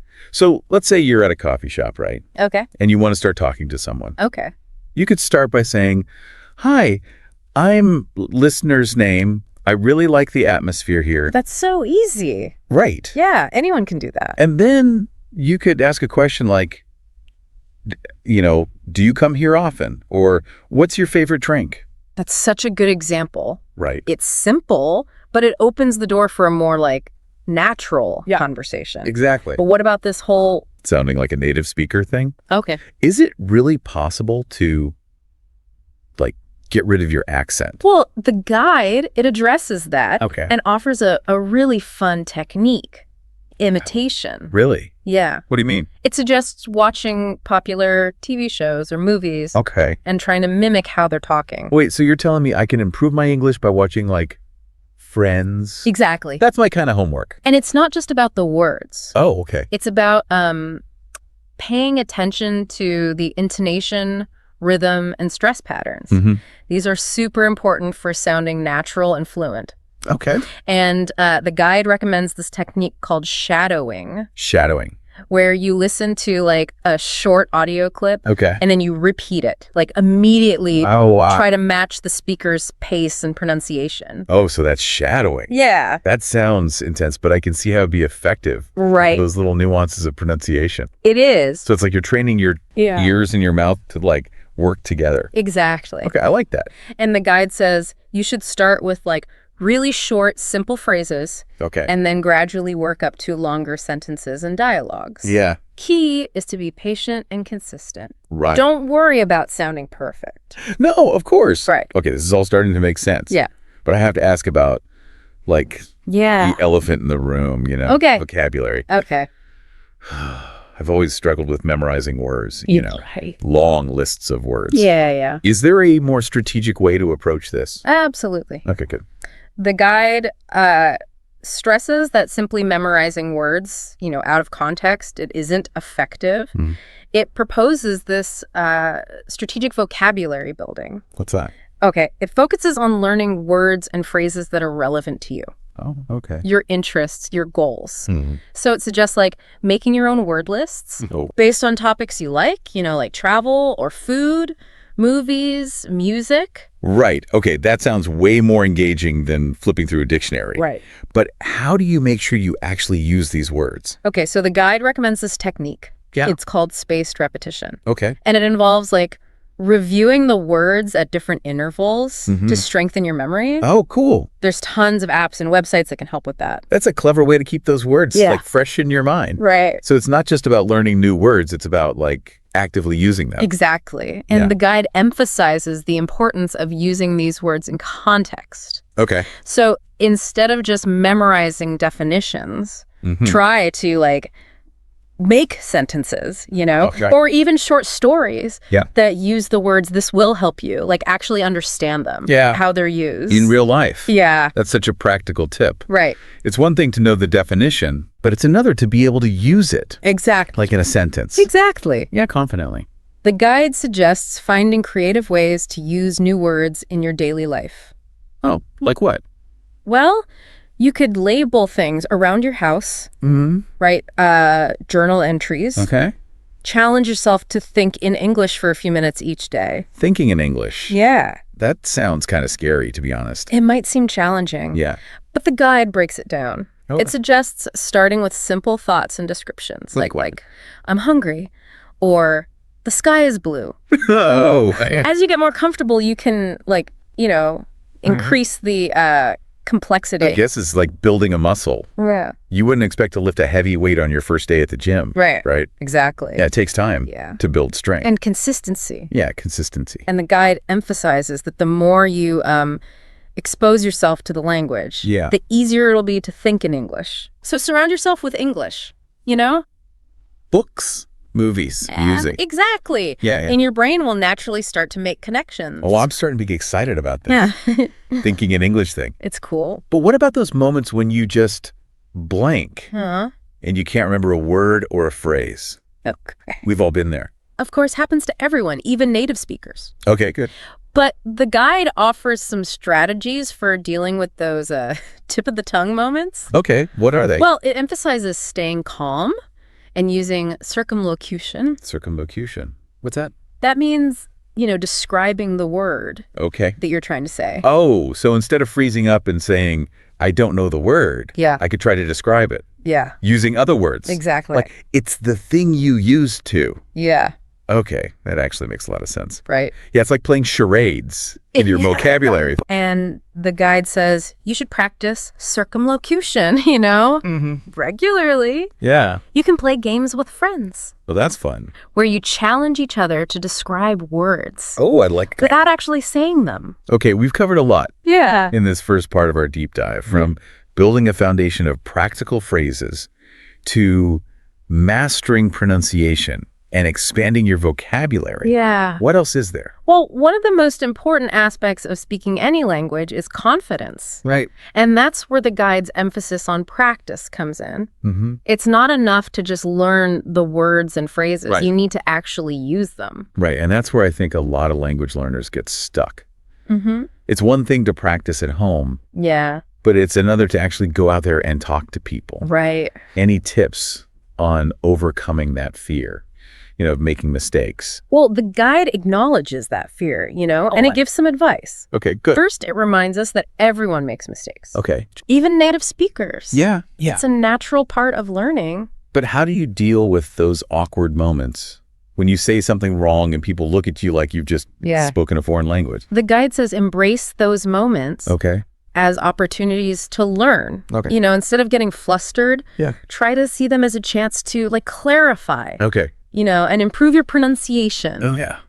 Yeah, maybe even your confidence a little. And it also recommends finding supportive language partners or groups where you can practice. In a safe environment. Exactly. Yeah, that's a great point. Right. Surround yourself with people who will support you. Yes. Speaking of support, does the guide offer any strategies for actually putting all this speaking practice into action? It does. Like, it's easy to talk about it, but how do you actually make it happen? Well, the guide gives a range of practical tips for incorporating speaking into your routine, Oh, cool. whether you have a partner or not. For solo practice, Yeah. it suggests things like recording yourself, Oh. describing images out loud, telling stories, Mm-hmm. and even having imaginary conversations. Oh, that's interesting. Right. Those are great ideas. And for those who do have a language partner, Mm-hmm. what kind of activities does the guide recommend? Well, the guide's packed with suggestions for interactive speaking activities. Like what? like role-playing common scenarios, debating current events, Oh, let's do that. discussing movies or books, Okay. and even playing language-based games. Oh, that's fun. The key is to find activities that are engaging and relevant to your interests. This guide is like a gold mine of advice. Yeah. We've barely scratched the surface here Yeah. of all the tips and techniques. Yeah. But before we dive into more specific strategies for improving your speaking, Okay. let's take a quick break to process all this awesome information. Right. We'll be back soon with more insights from this incredible guide. Sounds good. Welcome back to our deep dive into speaking English like you mean it. I don't know about you, but I'm feeling super inspired to put all these techniques into practice. Yeah, it's amazing. Like, there's so much in here. It really is. Before the break, we were talking about, actually Where? using your English and overcoming that fear of making mistakes. Right. But what about the technical stuff? Like what? Like pronunciation. I know a lot of people, they struggle with specific sounds or accents. Yeah, that's a good point. Pronunciation is often overlooked, Yeah. but it's super important for being understood and sounding more natural. Yeah. The guide actually goes into this. Okay, so what are some things learners should focus on? Okay, so the guide, it breaks pronunciation into 3 core elements: What are they? individual sounds, word stress, and connected speech. Okay. It says that mastering individual sounds is like the foundation. Okay. For example, a lot of learners have trouble with the sound, Oh, yeah, that one. which doesn't exist in many languages. No, it's hard. Right. It's like my tongue is doing gymnastics. I know, right? Yeah. So what's the secret to getting it right? Well, the Yeah. guide says to pay attention to your tongue and teeth Okay. and practice those sounds in Mhm. isolation until they become more natural. Oh, okay. There's a ton of resources online Really? that can show you exactly how to do it. That's so helpful. I wish I had those when I was learning. Right. Okay, so what about word stress? Word stress. Why is that so important? Word stress can completely change the meaning of a word. Oh, really? Like, for example, the word present Okay. can be a noun or a verb, Yeah. right? And the stress changes depending on which one it is. Oh, I see. If you stress the first syllable, it means a gift. Okay. But if you stress the second syllable, it means to give something. Wow, that's a big difference. Yeah, subtle but significant. So how do you know which syllable to stress? Are there, like, rules? There are some patterns, Okay. but English pronunciation can be unpredictable. Yeah, for sure. The guide recommends listening to native speakers Mm. and paying attention to which syllables they emphasize. Okay. It also says to, break down words into syllables Yeah. and mark the stressed syllable Oh, that's a good idea. as you learn new words. Yeah, like make your own Yeah. pronunciation guide. Exact. Yeah, I like that. So connected speech. What's that? This is about how words flow together Okay. in natural conversation. hmm Native speakers often blend sounds, Oh, yeah. drop syllables, Oh, link words together. Okay. So do you want to go? yeah. Often sounds like, do you want to go? Yeah. Right. So that's why it sounds like they're talking so fast. Right. They're not just speaking fast, they're connecting the words to Okay. make it smoother. I see. Yeah. Okay. And the guide points out that understanding this is important for comprehending native speakers Mm-hmm. and sounding more natural yourself. Okay. It recommends listening for those patterns and practicing, through shadowing. Shadowing again. Yeah. It seemed like that technique's really useful It is. for pronunciation. It is. But let's move beyond pronunciation. Right. What about fluency? Fluency. How do you get to that point where you can just speak Okay. without, hesitating or searching for words? Fluency is often seen as the holy grail of language learning. Yeah. This guide offers some insights. Okay. It says that fluency isn't about speaking perfectly Oh, good. or never making mistakes. Okay, good. It's about communicating your ideas Yeah. effectively and effortlessly. It takes the pressure off. Right. Yeah. But how do you get to that point of effortlessness? Yeah. Is it just practicing a lot? Well, practice is essential. Yeah. But the guide says that the type of practice is important. Okay. You should do activities that push you a little bit, Okay. but not too much. So the sweet spot. Yeah, where you're challenged but not overwhelmed. Right. Okay. I like that. Like working out. Yeah. You need to challenge your muscles but not hurt yourself. Yeah. Good analogy. Right. And the guide encourages learners to experiment. With different types of practice. Exactly. Okay. So it's all about finding what works for you. Yeah. Okay. And the guide emphasizes that consistency is key. Mm-hmm. It recommends practicing every day, even just for a few minutes. Right. A little bit goes a long way. Right. The more you use it, the Yeah. more natural it'll become. Okay, this is all starting to make sense, but I have to ask Yeah. about thinking in English. Okay. Is it really possible? Like, can you actually switch your brain?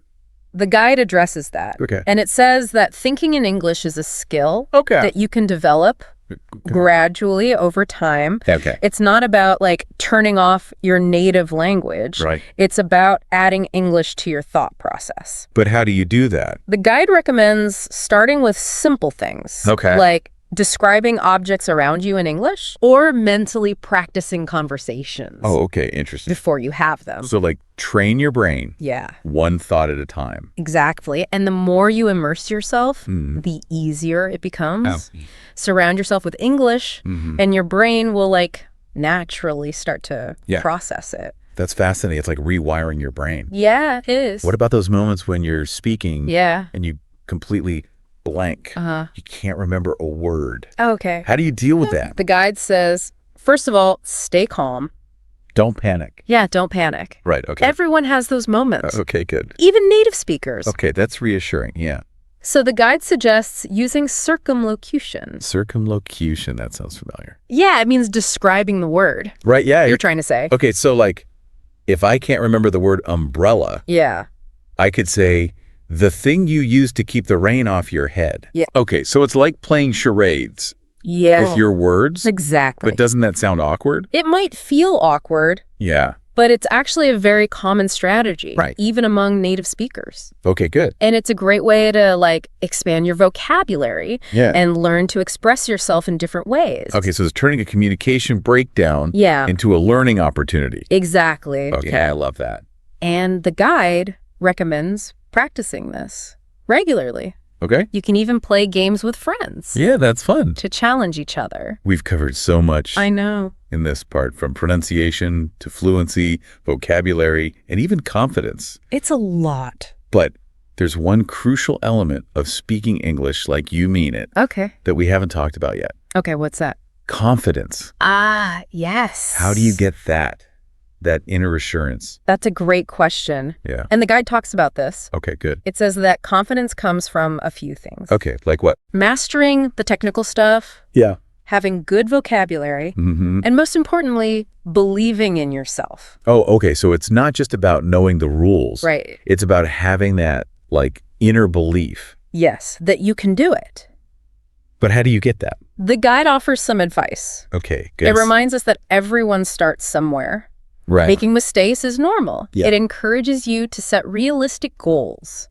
Okay. Celebrate small wins and focus on progress. Not perfection. Not perfection, exactly. Yeah, that's a good reminder. Right. It's easy to compare ourselves to others and get Yeah. discouraged. Yeah. But focus on your own journey Yeah. and those small wins. Okay, I like that. And the guide also says, find a supportive environment, Yeah. whether it's a language partner, a group, or online. Right. People who will support you. Exactly. That's so important It is. to have that support. It is. And the guy also says, Yeah. confidence, it's not a fixed thing. Right. It's something you can develop. You can build it. Okay, so anyone can become confident Yes. in speaking English. Absolutely. That's great. And this guide gives you the tools to do that. It's a game changer. Yeah. We've covered so much in this part, So much. from pronunciation and fluency Yes. to vocabulary and confidence. It's amazing. Before we wrap up, let's take a quick break. Okay. Let all this info sink in. Yeah. We'll be back soon with the final part of our deep dive. Sounds good. We'll explore even more tips Okay. for speaking English like you mean it. Welcome back to the final part of our deep dive into speaking English like you mean it. We've explored so much already, like pronunciation and fluency, but now I'm ready for the action, Right. Time to put it all into practice. Yeah, make a plan. Exactly. And that's where this guide is really helpful. It is. It gives you steps you can actually take. So where do we begin? Well, the guide says to start by figuring out your goals. Why am I doing this? Yeah. What do you want to achieve? Travel. Connect with people. Get a better job. That's a good point. Got to have a reason. Right. Then you got to see where you're at now. Like, what am I good at? What do I need to work on? Exactly. Be honest with yourself. Okay, and then what? How do I actually practice? The guide has tons of activities. Oh, cool. Like what? Well, for pronunciation, it suggests tongue twisters or shattering or recording yourself. Those are good ideas. Right. What if I don't have anyone to practice with? You can still practice solo. Really? Yeah, it's just as effective as long as you're consistent. Okay, cool. Can describe images out loud, talk to yourself, even make your own podcasts. Wow, that's creative. Right. But if you do have someone to practice with, Yeah. the guide says to join groups, find a partner, or do online exchanges. Oh, and talk to people in real life, too. Exactly, like at a cafe or something. Okay, but finding time to practice can be hard. I know, but the guide has tips for staying motivated. Set realistic goals. Break things down into small steps and reward yourself. Oh, okay, so don't be too hard on myself. Right, and if you hit a plateau, Yeah, what then? revisit your goals, try new things, ask for feedback. So it's okay to switch things up. Yeah, and remember why you started learning. That's a good point. And there are tons of resources out there to help you. Like what? Dictionaries, apps, websites, even just surrounding yourself with English. Books, movies, music, yeah. Exactly. Find what you enjoy. Okay, so we've talked about techniques, practice, resources, Yeah. but what about confidence? Ah, yes, the key ingredient. It's one thing to know the rules, Mm. but it's another to actually feel confident speaking. The guide has great advice for that. Oh, good. What does it say? Remember, everyone makes mistakes. Perfection isn't the goal.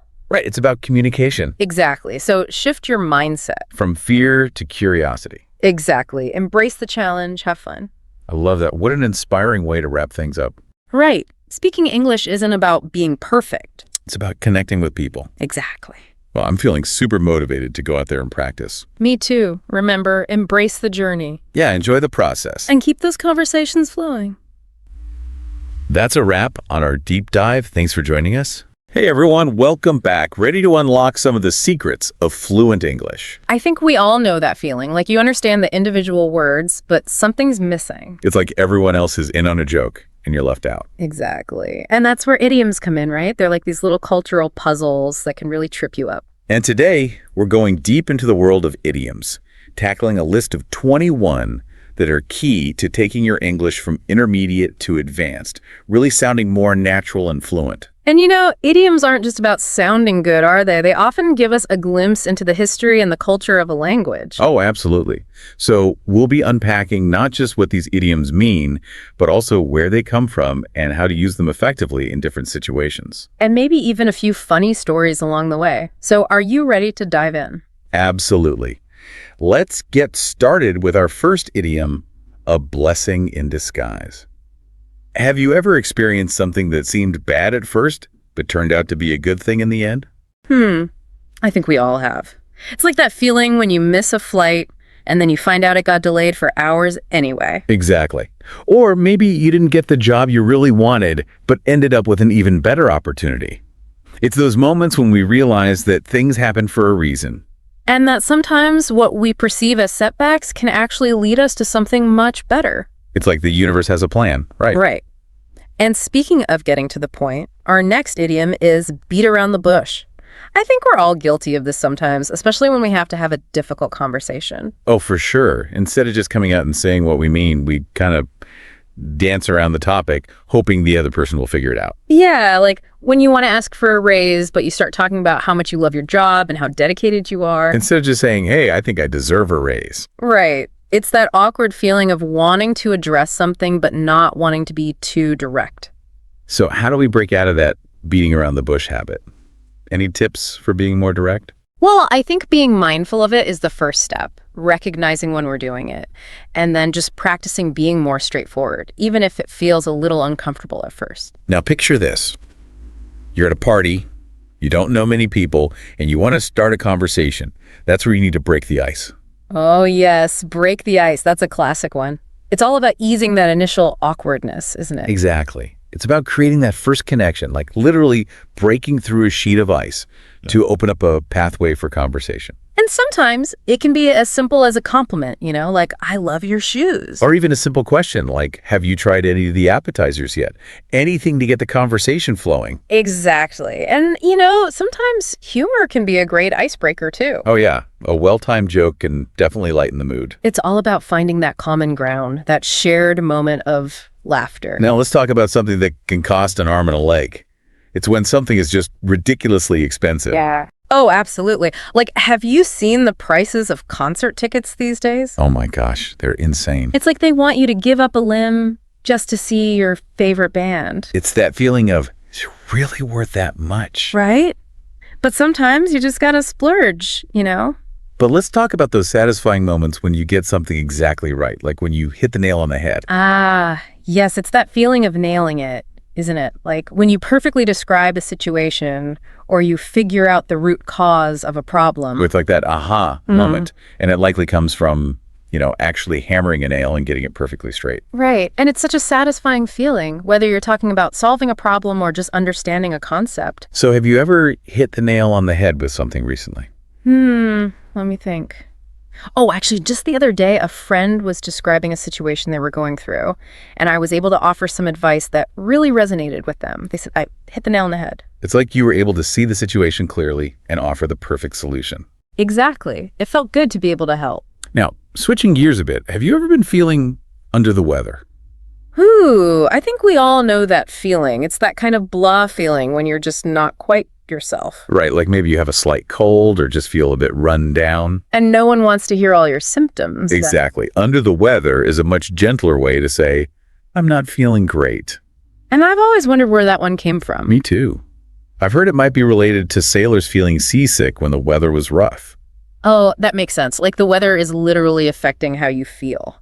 Now be careful not to let the cat out of the bag. Oops. That's when you accidentally reveal a secret, isn't it? Exactly. Like if you're planning a surprise party and someone spills the beans to the guest of honor.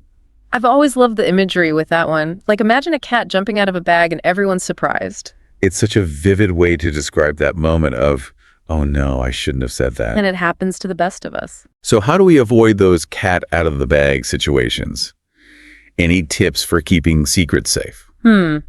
I think sometimes it's better not to know the secret at all if you're someone who tends to blurt things out. That's a great point.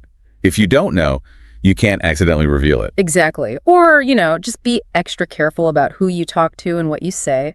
But sometimes you just have to accept that the ball is in your court.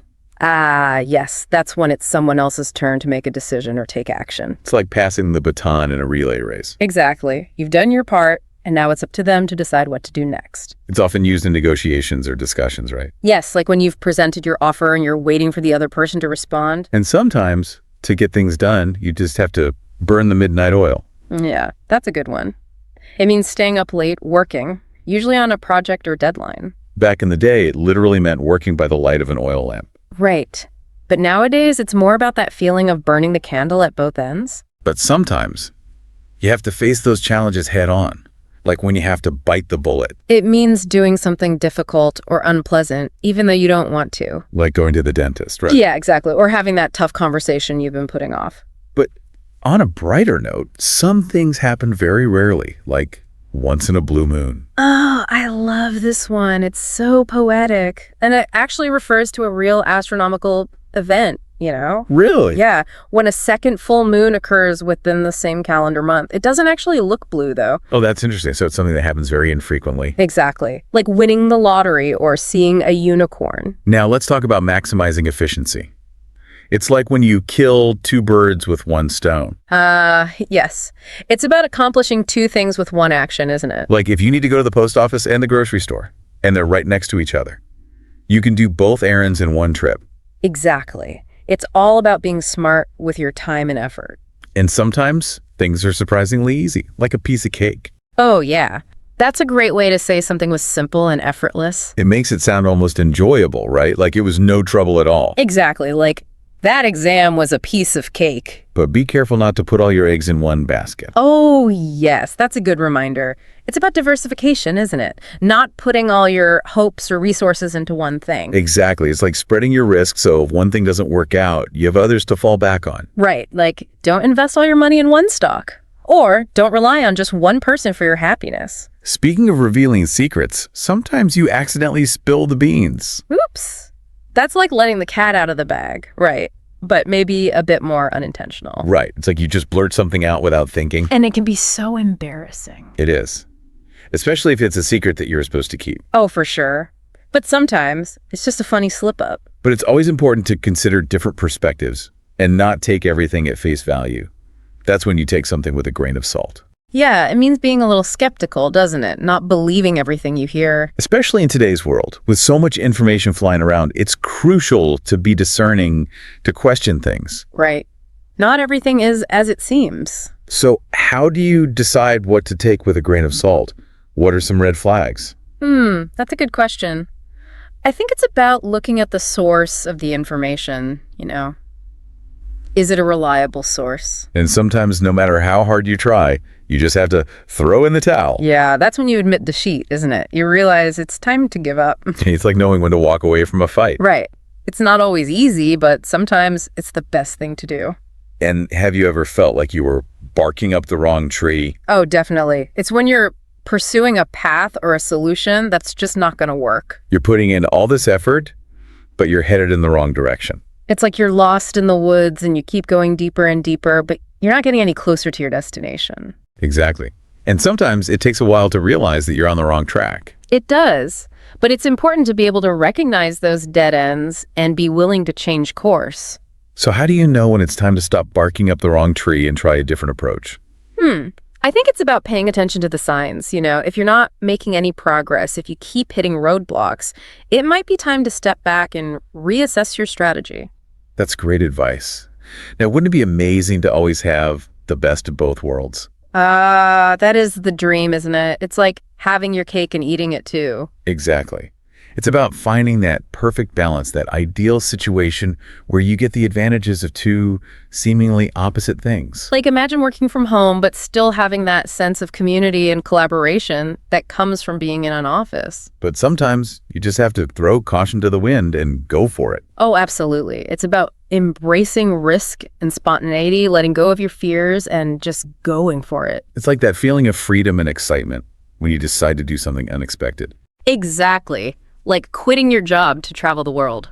And finally, going above and beyond, giving it your all, that's going the extra mile. It's about exceeding expectations, isn't it? Putting in that extra effort to make something truly special. Like staying late to help a colleague finish a project or going out of your way to make a customer happy. It's those little things that make a big difference. And, you know, going the extra mile doesn't always have to be about work. It can be about anything, really. Oh, absolutely. It's about that attitude of always striving to do your best. Exactly. And it's something that people really appreciate, whether it's in your personal or professional life.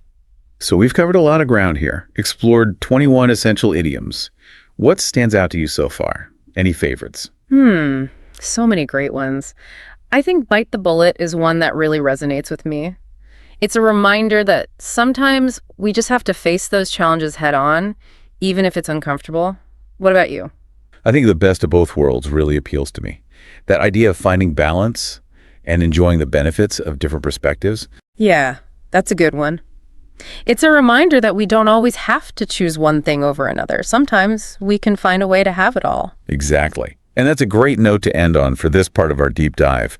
We've only just begun to scratch the surface of these idioms, but we'll be back soon to explore even more of their nuances and applications. Looking forward to it. I think for me, bite the bullet is one of the ones that really stands out. Yeah, I get that. Knowing the history behind it too, like, wow. It just highlights that kind of courage, you know, Right. that we need to face things we don't really want to. Like steeling yourself, getting ready. Totally. And have you ever had to bite the bullet recently? Oh, all the time. I think we all do, right? Yeah. But one that comes to mind is I remember having to give a presentation to, a huge audience. Ooh, that's tough. Yeah. And I was so terrified, but I knew I just had to bite the bullet, get up there and do it. And I bet once you did, it wasn't so bad. You know, it's always like that, right?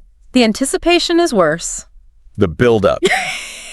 And it makes you stronger too, each time. Oh, absolutely. And that actually makes me think of barking up the wrong tree, because sometimes you think you're, doing the right thing. Putting in all this effort. And then you realize, oh, this is a dead end. You're headed in the wrong direction. Completely. And that happens a lot, I think, especially today with so much information. Oh, yeah. It's overwhelming. It really is. And so it's easy to get sidetracked. Yeah, to go down rabbit holes. But I think there's a lot of value in recognizing that you're doing that. Totally. And then you can say, okay, well, what other options do I have?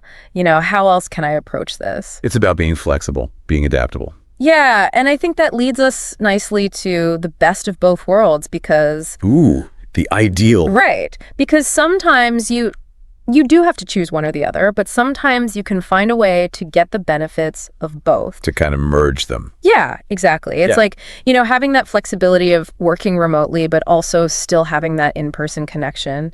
Yeah, that sense of community. Yeah. And sometimes you just got to throw caution to the wind. And just go for it. Right. I love those moments. Those are the best, those spontaneous decisions. Absolutely. Even if it's a little bit scary, a little bit risky. Like quitting your job to travel the world. Oh, yeah.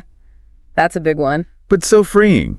Right. It is. And I think those are the moments that really can shape our lives. Yeah, those leaps of faith. For sure. And then it's about putting in that extra effort, going the extra mile. Yes, it's like going above and beyond. Right, really making a difference. Yeah, exceeding those expectations. So have you gone the extra mile for anything lately? I've been really focused on a project at work. Okay. I've been, putting in the extra hours and really trying to make sure it's the best it can be. To make it shine. Yeah. So we've talked about how to use these idioms, but I think it's also interesting to think about what they reveal about the culture of English speakers. What do you think? Well, I think one theme that keeps coming up is hard work, perseverance. Yeah, I see that. Like, bite the bullet, burn the midnight oil. It's like you push through those challenges. You don't give up. Exactly. You get it done. And then you also have throw caution to the wind, which is more about that kind of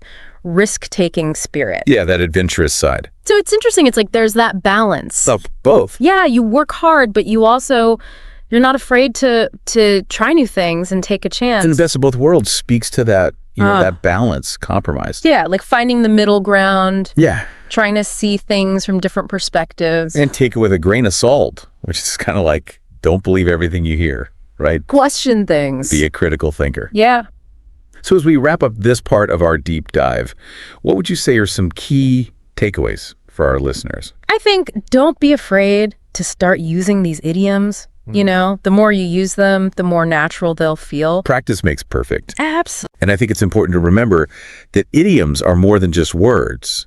They're really a window into the culture. Yeah, they tell us something about the values and the beliefs of the people who use them. So pay attention to how people use them in different contexts, and you'll start to pick up on those nuances. Yeah, you'll gain a deeper understanding, not just of the language, but of the culture as well. Yeah, it really is fascinating to see how much we can learn just from these little phrases. It's like they're little time capsules of culture. So let's talk a little bit more about that connection between language and culture. Yeah. Do you think the idioms we use, do they actually influence how we think? Ooh, that's a really interesting question. Right. It makes you wonder, like, if these phrases that we use all the time, Yeah. if they kind of subtly shape our perceptions of the world, Yeah. like spill the beans, for example, does that say something about a culture that values discretion? Yeah. Or does using that idiom actually reinforce that value, make us more aware of keeping secrets? Yeah, it's like, which came first? The chicken or the egg? Exactly. Does language reflect culture, or does it shape it? Or maybe a bit of both. I think it's probably a bit of both. Yeah. It's this kind of back and forth Yeah. between the words we use and how we see the world. And that makes me think about throw caution to the wind, too. Yeah. Does that reflect a culture that's maybe more prone to taking risks? Yeah, or does it encourage us to be more adventurous, Right. To embrace those leaps of faith and the best of both worlds. Yeah. Does that suggest that we like balance, compromise? Or does it actually encourage us to seek out those win-win situations? Yeah. It's really fascinating to think about. It's like language is this tool that can both reflect and influence our values and beliefs. Exactly. And I think that's what makes learning idioms, so much fun. Yeah. It's not just about the words themselves. It's about what they tell us about the culture and about ourselves, really. So as we wrap up our deep dive into these 21 essential idioms, what would you say is your biggest takeaway for our listeners? Don't just memorize them, experience them. Ooh, I love that. Listen for them when you hear people talking, when you watch movies, when you listen to music. See how they're using them in real life. Exactly. And try using them yourself. The more you use them, The more natural they'll feel. Absolutely. And it's like anything else you're learning. The more you immerse yourself, the more it becomes part of you. And the more you explore language, Yeah, the more you appreciate its beauty and its power. it's true. Language it's a gift. It is. It's a way to connect with other people and to understand different cultures. To build bridges? Exactly. And idioms are like little gems. They are. That add so much richness to our communication. So keep exploring, keep discovering, and keep diving deep into the world of words. Yes. Who knows what treasures you'll uncover? Happy exploring! And until next time, may your conversations be filled with colorful idioms and insightful discoveries. Hey there, fellow bookworms. Ready to level up your reading game? Today we're going deep, way past just finishing a book. Yeah, think Reading Ninja. This is your secret decoder ring for unlocking those hidden layers of meaning in anything you read. And our guide. This awesome piece, 7 tips to improve your reading at an advanced level. Practical advice, not just theory. Totally. And it uses some really cool examples like switching between Great Gatsby and Marcus Aurelius's Meditations, to really stretch those reading muscles. I love that, reading against the grain. It's so easy to stay in our comfort zones. What about you? What do you usually gravitate towards? What would be a surprising genre for you? Oh, good question. I tend to lean towards nonfiction, history, biographies, that kind of thing. But to shake things up, maybe a graphic novel. Or poetry. I don't read a ton of poetry. I get that. I love a good mystery, but I've been meaning to try more sci-fi, see what's out there. Which brings us to tip number 1, diversify your reading diet. The source is all about exploring different genres, styles, and topics. Makes sense, right? Like food. You don't want to eat the same thing every day. You miss out on all those flavors and nutrients. Same with reading. Each genre has its own strengths, its own way of seeing the world. Exactly. And they even suggest this cool activity. Read a news article on climate change, then read a poem on the same topic. See how different forms of writing can change your understanding. That's such a good idea. The news article gives you the facts, right? But the poem might explore the emotional side, the impact on people. 2 totally different angles, but both important for understanding the whole picture. Totally. Tip number 2 is all about active reading, something I'm always working on. It's about engaging with the text, not just skimming. Yeah, that's where the magic happens. Active reading is like having a conversation with the author, asking questions, pushing back, making those connections in your own mind. The source talks about the SQ3R method. Can you break that down for us? Why is it so helpful, especially with really complex texts? I see SQ3R as a brain hack for better reading. It stands for survey, question, read, recite, review. Especially with dense stuff, it makes you slow down and engage on different levels. Like if you were reading the Federalist Papers, before diving in, you'd survey the structure, maybe skim headings or topic sentences. So kind of setting the stage, getting an overview. Exactly. Then you come up with questions based on what you see. What are the main points? What arguments is the author making? Now you're actively searching for answers as you read. It's like a detective game. Yes. Then the read phase, where you actively look for those answers. Wait. Next, you recite or summarize what you read in your own words. This helps solidify your understanding.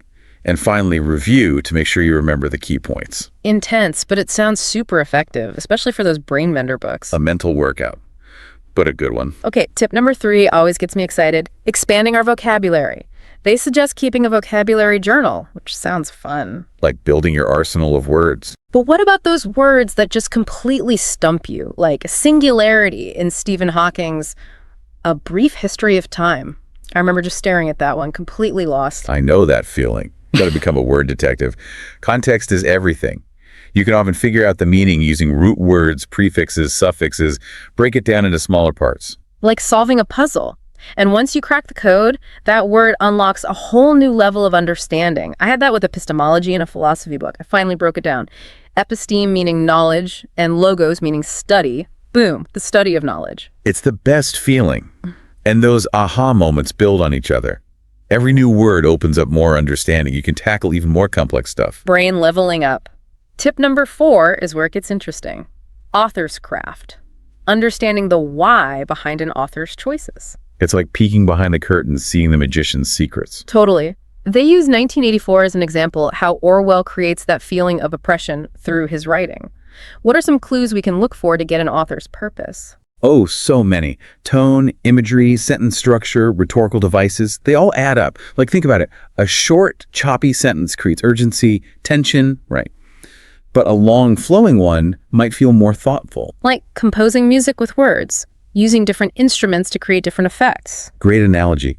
And you, as the reader, start to pick up on those little cues. You see how everything plays a role: word choice, pacing, even punctuation. Like learning a secret language. They suggest analyzing a paragraph from Virginia Woolf's To the Lighthouse to really examine the sentence structure. I challenge you, try that with anything you're reading. Pick a passage and dissect it. It's amazing what you find. I agree. Ask yourself, what choices are they making and why? You'll see patterns, appreciate the craft even more. Okay, tip number 5 gets into summarizing and critical thinking. Essential skills for any advanced reader.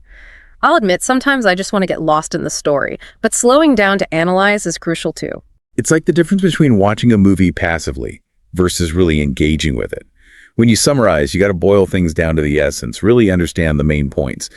Critical thinking is about questioning assumptions, looking at different perspectives, and evaluating the evidence. They talk about summarizing an article on AI, which is constantly changing. Imagine trying to sum up all those complex ideas. It's a challenge. Yeah. But so valuable. Critical thinking is even more important now. We're bombarded with information from everywhere. You got to be able to tell fact from opinion, bias from objectivity. It's about being a smart consumer of information, not just believing everything you read. Exactly. And a great way to practice those skills is joining a book club or discussion group. Have you ever read Thoreau's Civil Disobedience? Talk about sparking debate. Those ideas about individual conscience versus the state are still so relevant. Imagine discussing that in a book club. Things could get heated in a good way. I'd love to be a fly on the wall for that one. A book club is like having your own team of experts to bounce ideas off of. You hear different interpretations, challenge your own assumptions. You might discover things you missed on your own. It's like having multiple lenses to view the same material. Plus, you might find new authors or genres you wouldn't have tried otherwise. And it's just fun to geek out with other book lovers. Totally. It's a built-in support system for your reading journey. Speaking of support, ready for tip number 6. This one might surprise you. Reading aloud. I know, right? It sounds a bit counterintuitive, but trust me, there are benefits, especially for complex texts. They even suggest trying it with Shakespearean sonnets. To appreciate the rhythm and flow, like adding another dimension to the words. It is. It forces you to slow down, enunciate clearly, savor the language. Especially helpful with poetry, but even with prose it makes a difference. Imagine tackling a dense philosophical argument out loud. It becomes so much clearer. Okay, I'm starting to get it. It's like using more of your senses to engage with the material. Exactly. And remember, we learned language through sound first. Reading aloud taps into that. Plus, think about when we were kids reading aloud together. We learned so much that way. I loved those read-alouds in school. And the source even says, record yourself reading aloud and listen back. Brilliant. Yeah. It might feel awkward, but it's a fantastic way to see where you stumble, work on pronunciation, improve fluency, like your own personal coach. I'm adding that to my toolkit. Okay, our final tip. Goal setting. I'm all about goals, but sometimes I'm not sure where to start, especially with something as broad as reading. I get that. The source uses War and Peace as an example, which is a big one, but they have a great point. Break down big goals into smaller chunks. So instead of I'm going to read War and Peace, it's I'm going to read 50 pages a week. Exactly. It feels much less scary. Yeah. And you get that sense of accomplishment as you hit those smaller milestones. And there are great tools to help you track your progress. I love Goodreads. It's so motivating to see what you've read, find new books, share your thoughts. It's a great community for book lovers. Yeah. And speaking of community, they mentioned book clubs again. There's nothing like connecting with other readers and really diving deep together. It's like a cheering squad for your reading journey.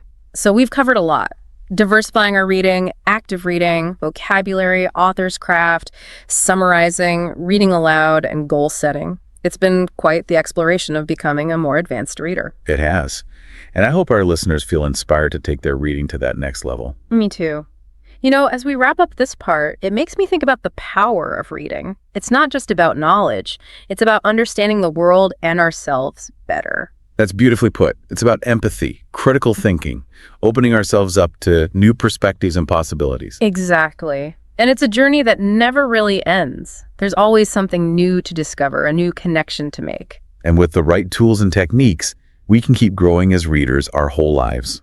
I love that. So, as we wrap up this segment of our deep dive, I want to leave you with a thought. What's one book or article you've always wanted to read but felt intimidated by? What's that one that's been sitting on your shelf, whispering promises of adventure? Maybe it's a classic, a dense philosophical work, or something scientific that's always intrigued you. Now is the time to embrace the challenge. Use the tips we've discussed and approach it with confidence, curiosity, a sense of adventure. You might be surprised. Now, before we move on to part 2, we want to hear from you. What's one aha moment you've had while reading? Share your stories, your insights, your favorite reading techniques. We'll be back soon with more on how to level up your reading game. That reminds me of when I was wrestling with this really dense philosophy book, and I was just stuck. I tried recording myself reading it aloud just to see, and honestly, What happened? it was like someone else was reading. I picked up on all these things I totally missed before. It's amazing how just changing how you interact with the text can do that. Like unlock it. Speaking of unlocking, tip number 6 is all about reading aloud. Yeah, I know, right? Sounds a bit old school. Yeah, like elementary school. But the source makes a good case for it, especially for becoming more advanced readers. Essentially. They even suggest reading Shakespeare out loud, like those sonnets, Oh, yeah. to get the rhythm and flow. What's the idea there? When you read silently, don't you think you kind of skim? Your mind races ahead. Oh, for sure. But reading aloud, you got to slow down. Enunciate every word. Really savor the language. Like it adds this whole other dimension. Almost like performing it, bringing it to life. So you pick up on those subtle things you might miss otherwise. Exactly. And it's not just poetry. Think about a tough philosophical argument or even a legal document. Reading it aloud can make it so much clearer. Okay, I see what you're saying. It's like using more of your senses to really engage with it, which helps you remember it better too. Right. And we learn language through hearing first, don't we? Yeah. So reading aloud kind of taps into that. Plus, it's like when we were kids reading aloud together. Yeah. Remember how much we absorbed? I do. Those were great. And the source even says to try recording yourself reading aloud and listening back. I know, it sounds a little weird. Yeah, but it could be really helpful. Absolutely. You can hear where you trip up, work on pronunciation, get more fluent overall. It's like having your own personal coach. I gotta try that. Okay, last tip from the source. Goal setting. I'm a huge believer in goals, but I'm not always sure where to begin with reading. It can feel so overwhelming. I understand that. They use War and Peace as an example, which, yeah. That's a big one, intimidating. But their point is, break it down. Exactly. So instead of I'm going to read War and Peace, maybe it's I'm going to read 50 pages a week. Right. Way less daunting. And you get that feeling of accomplishment as you hit those smaller goals. Which keeps you motivated. And there are great tools to help, like Goodreads. I love that. Seeing your progress, finding new books, sharing your thoughts. It's such a great community for book lovers. And that brings us back to community in general, right? Yeah. Book clubs, online groups, even just friends you swap books with. It makes a difference. Totally. Having other readers around you, it's like a support system. A cheering squad for your reading. I like that. And with all this talk about tips and goals, it's important to remember, reading should be fun. Oh, absolutely. We can get so caught up in improving that we forget to enjoy a good book. So true. It shouldn't feel like work. It's like anything else. You got to find that sweet spot between challenge and pleasure. All right. We've done a deep dive on these 7 tips, but before we go, I want to ask you, the listener, what really stuck with you? Was there one that was like, aha, that's it? Or maybe a challenge you're ready to tackle now? Want to hear your thoughts. Reading is a journey, and the best ones are shared. So let's keep talking.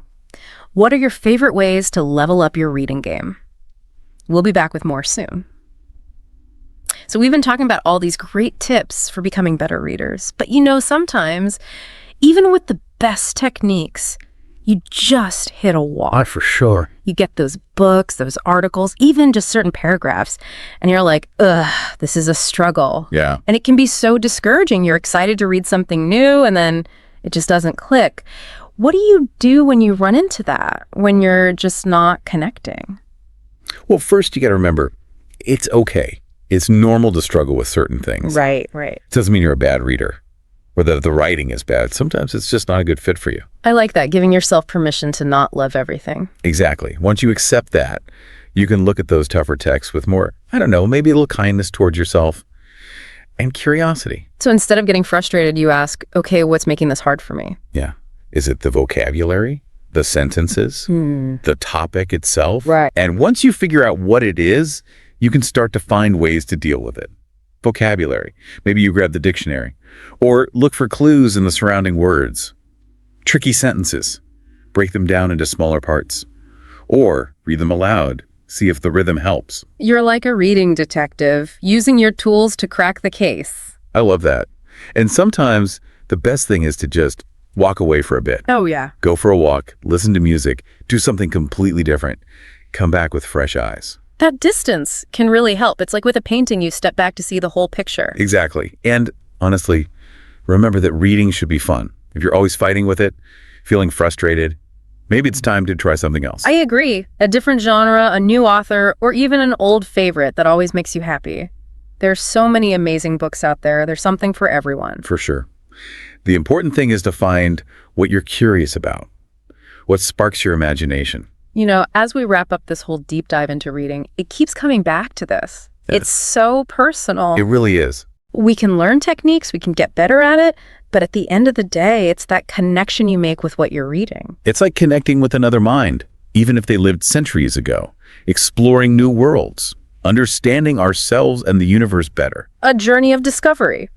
And like all good journeys, the best thing is to go with curiosity, a sense of wonder, and be open to getting a little lost along the way. Keep exploring, keep asking questions, and never lose that sense of wonder. That's the magic of reading.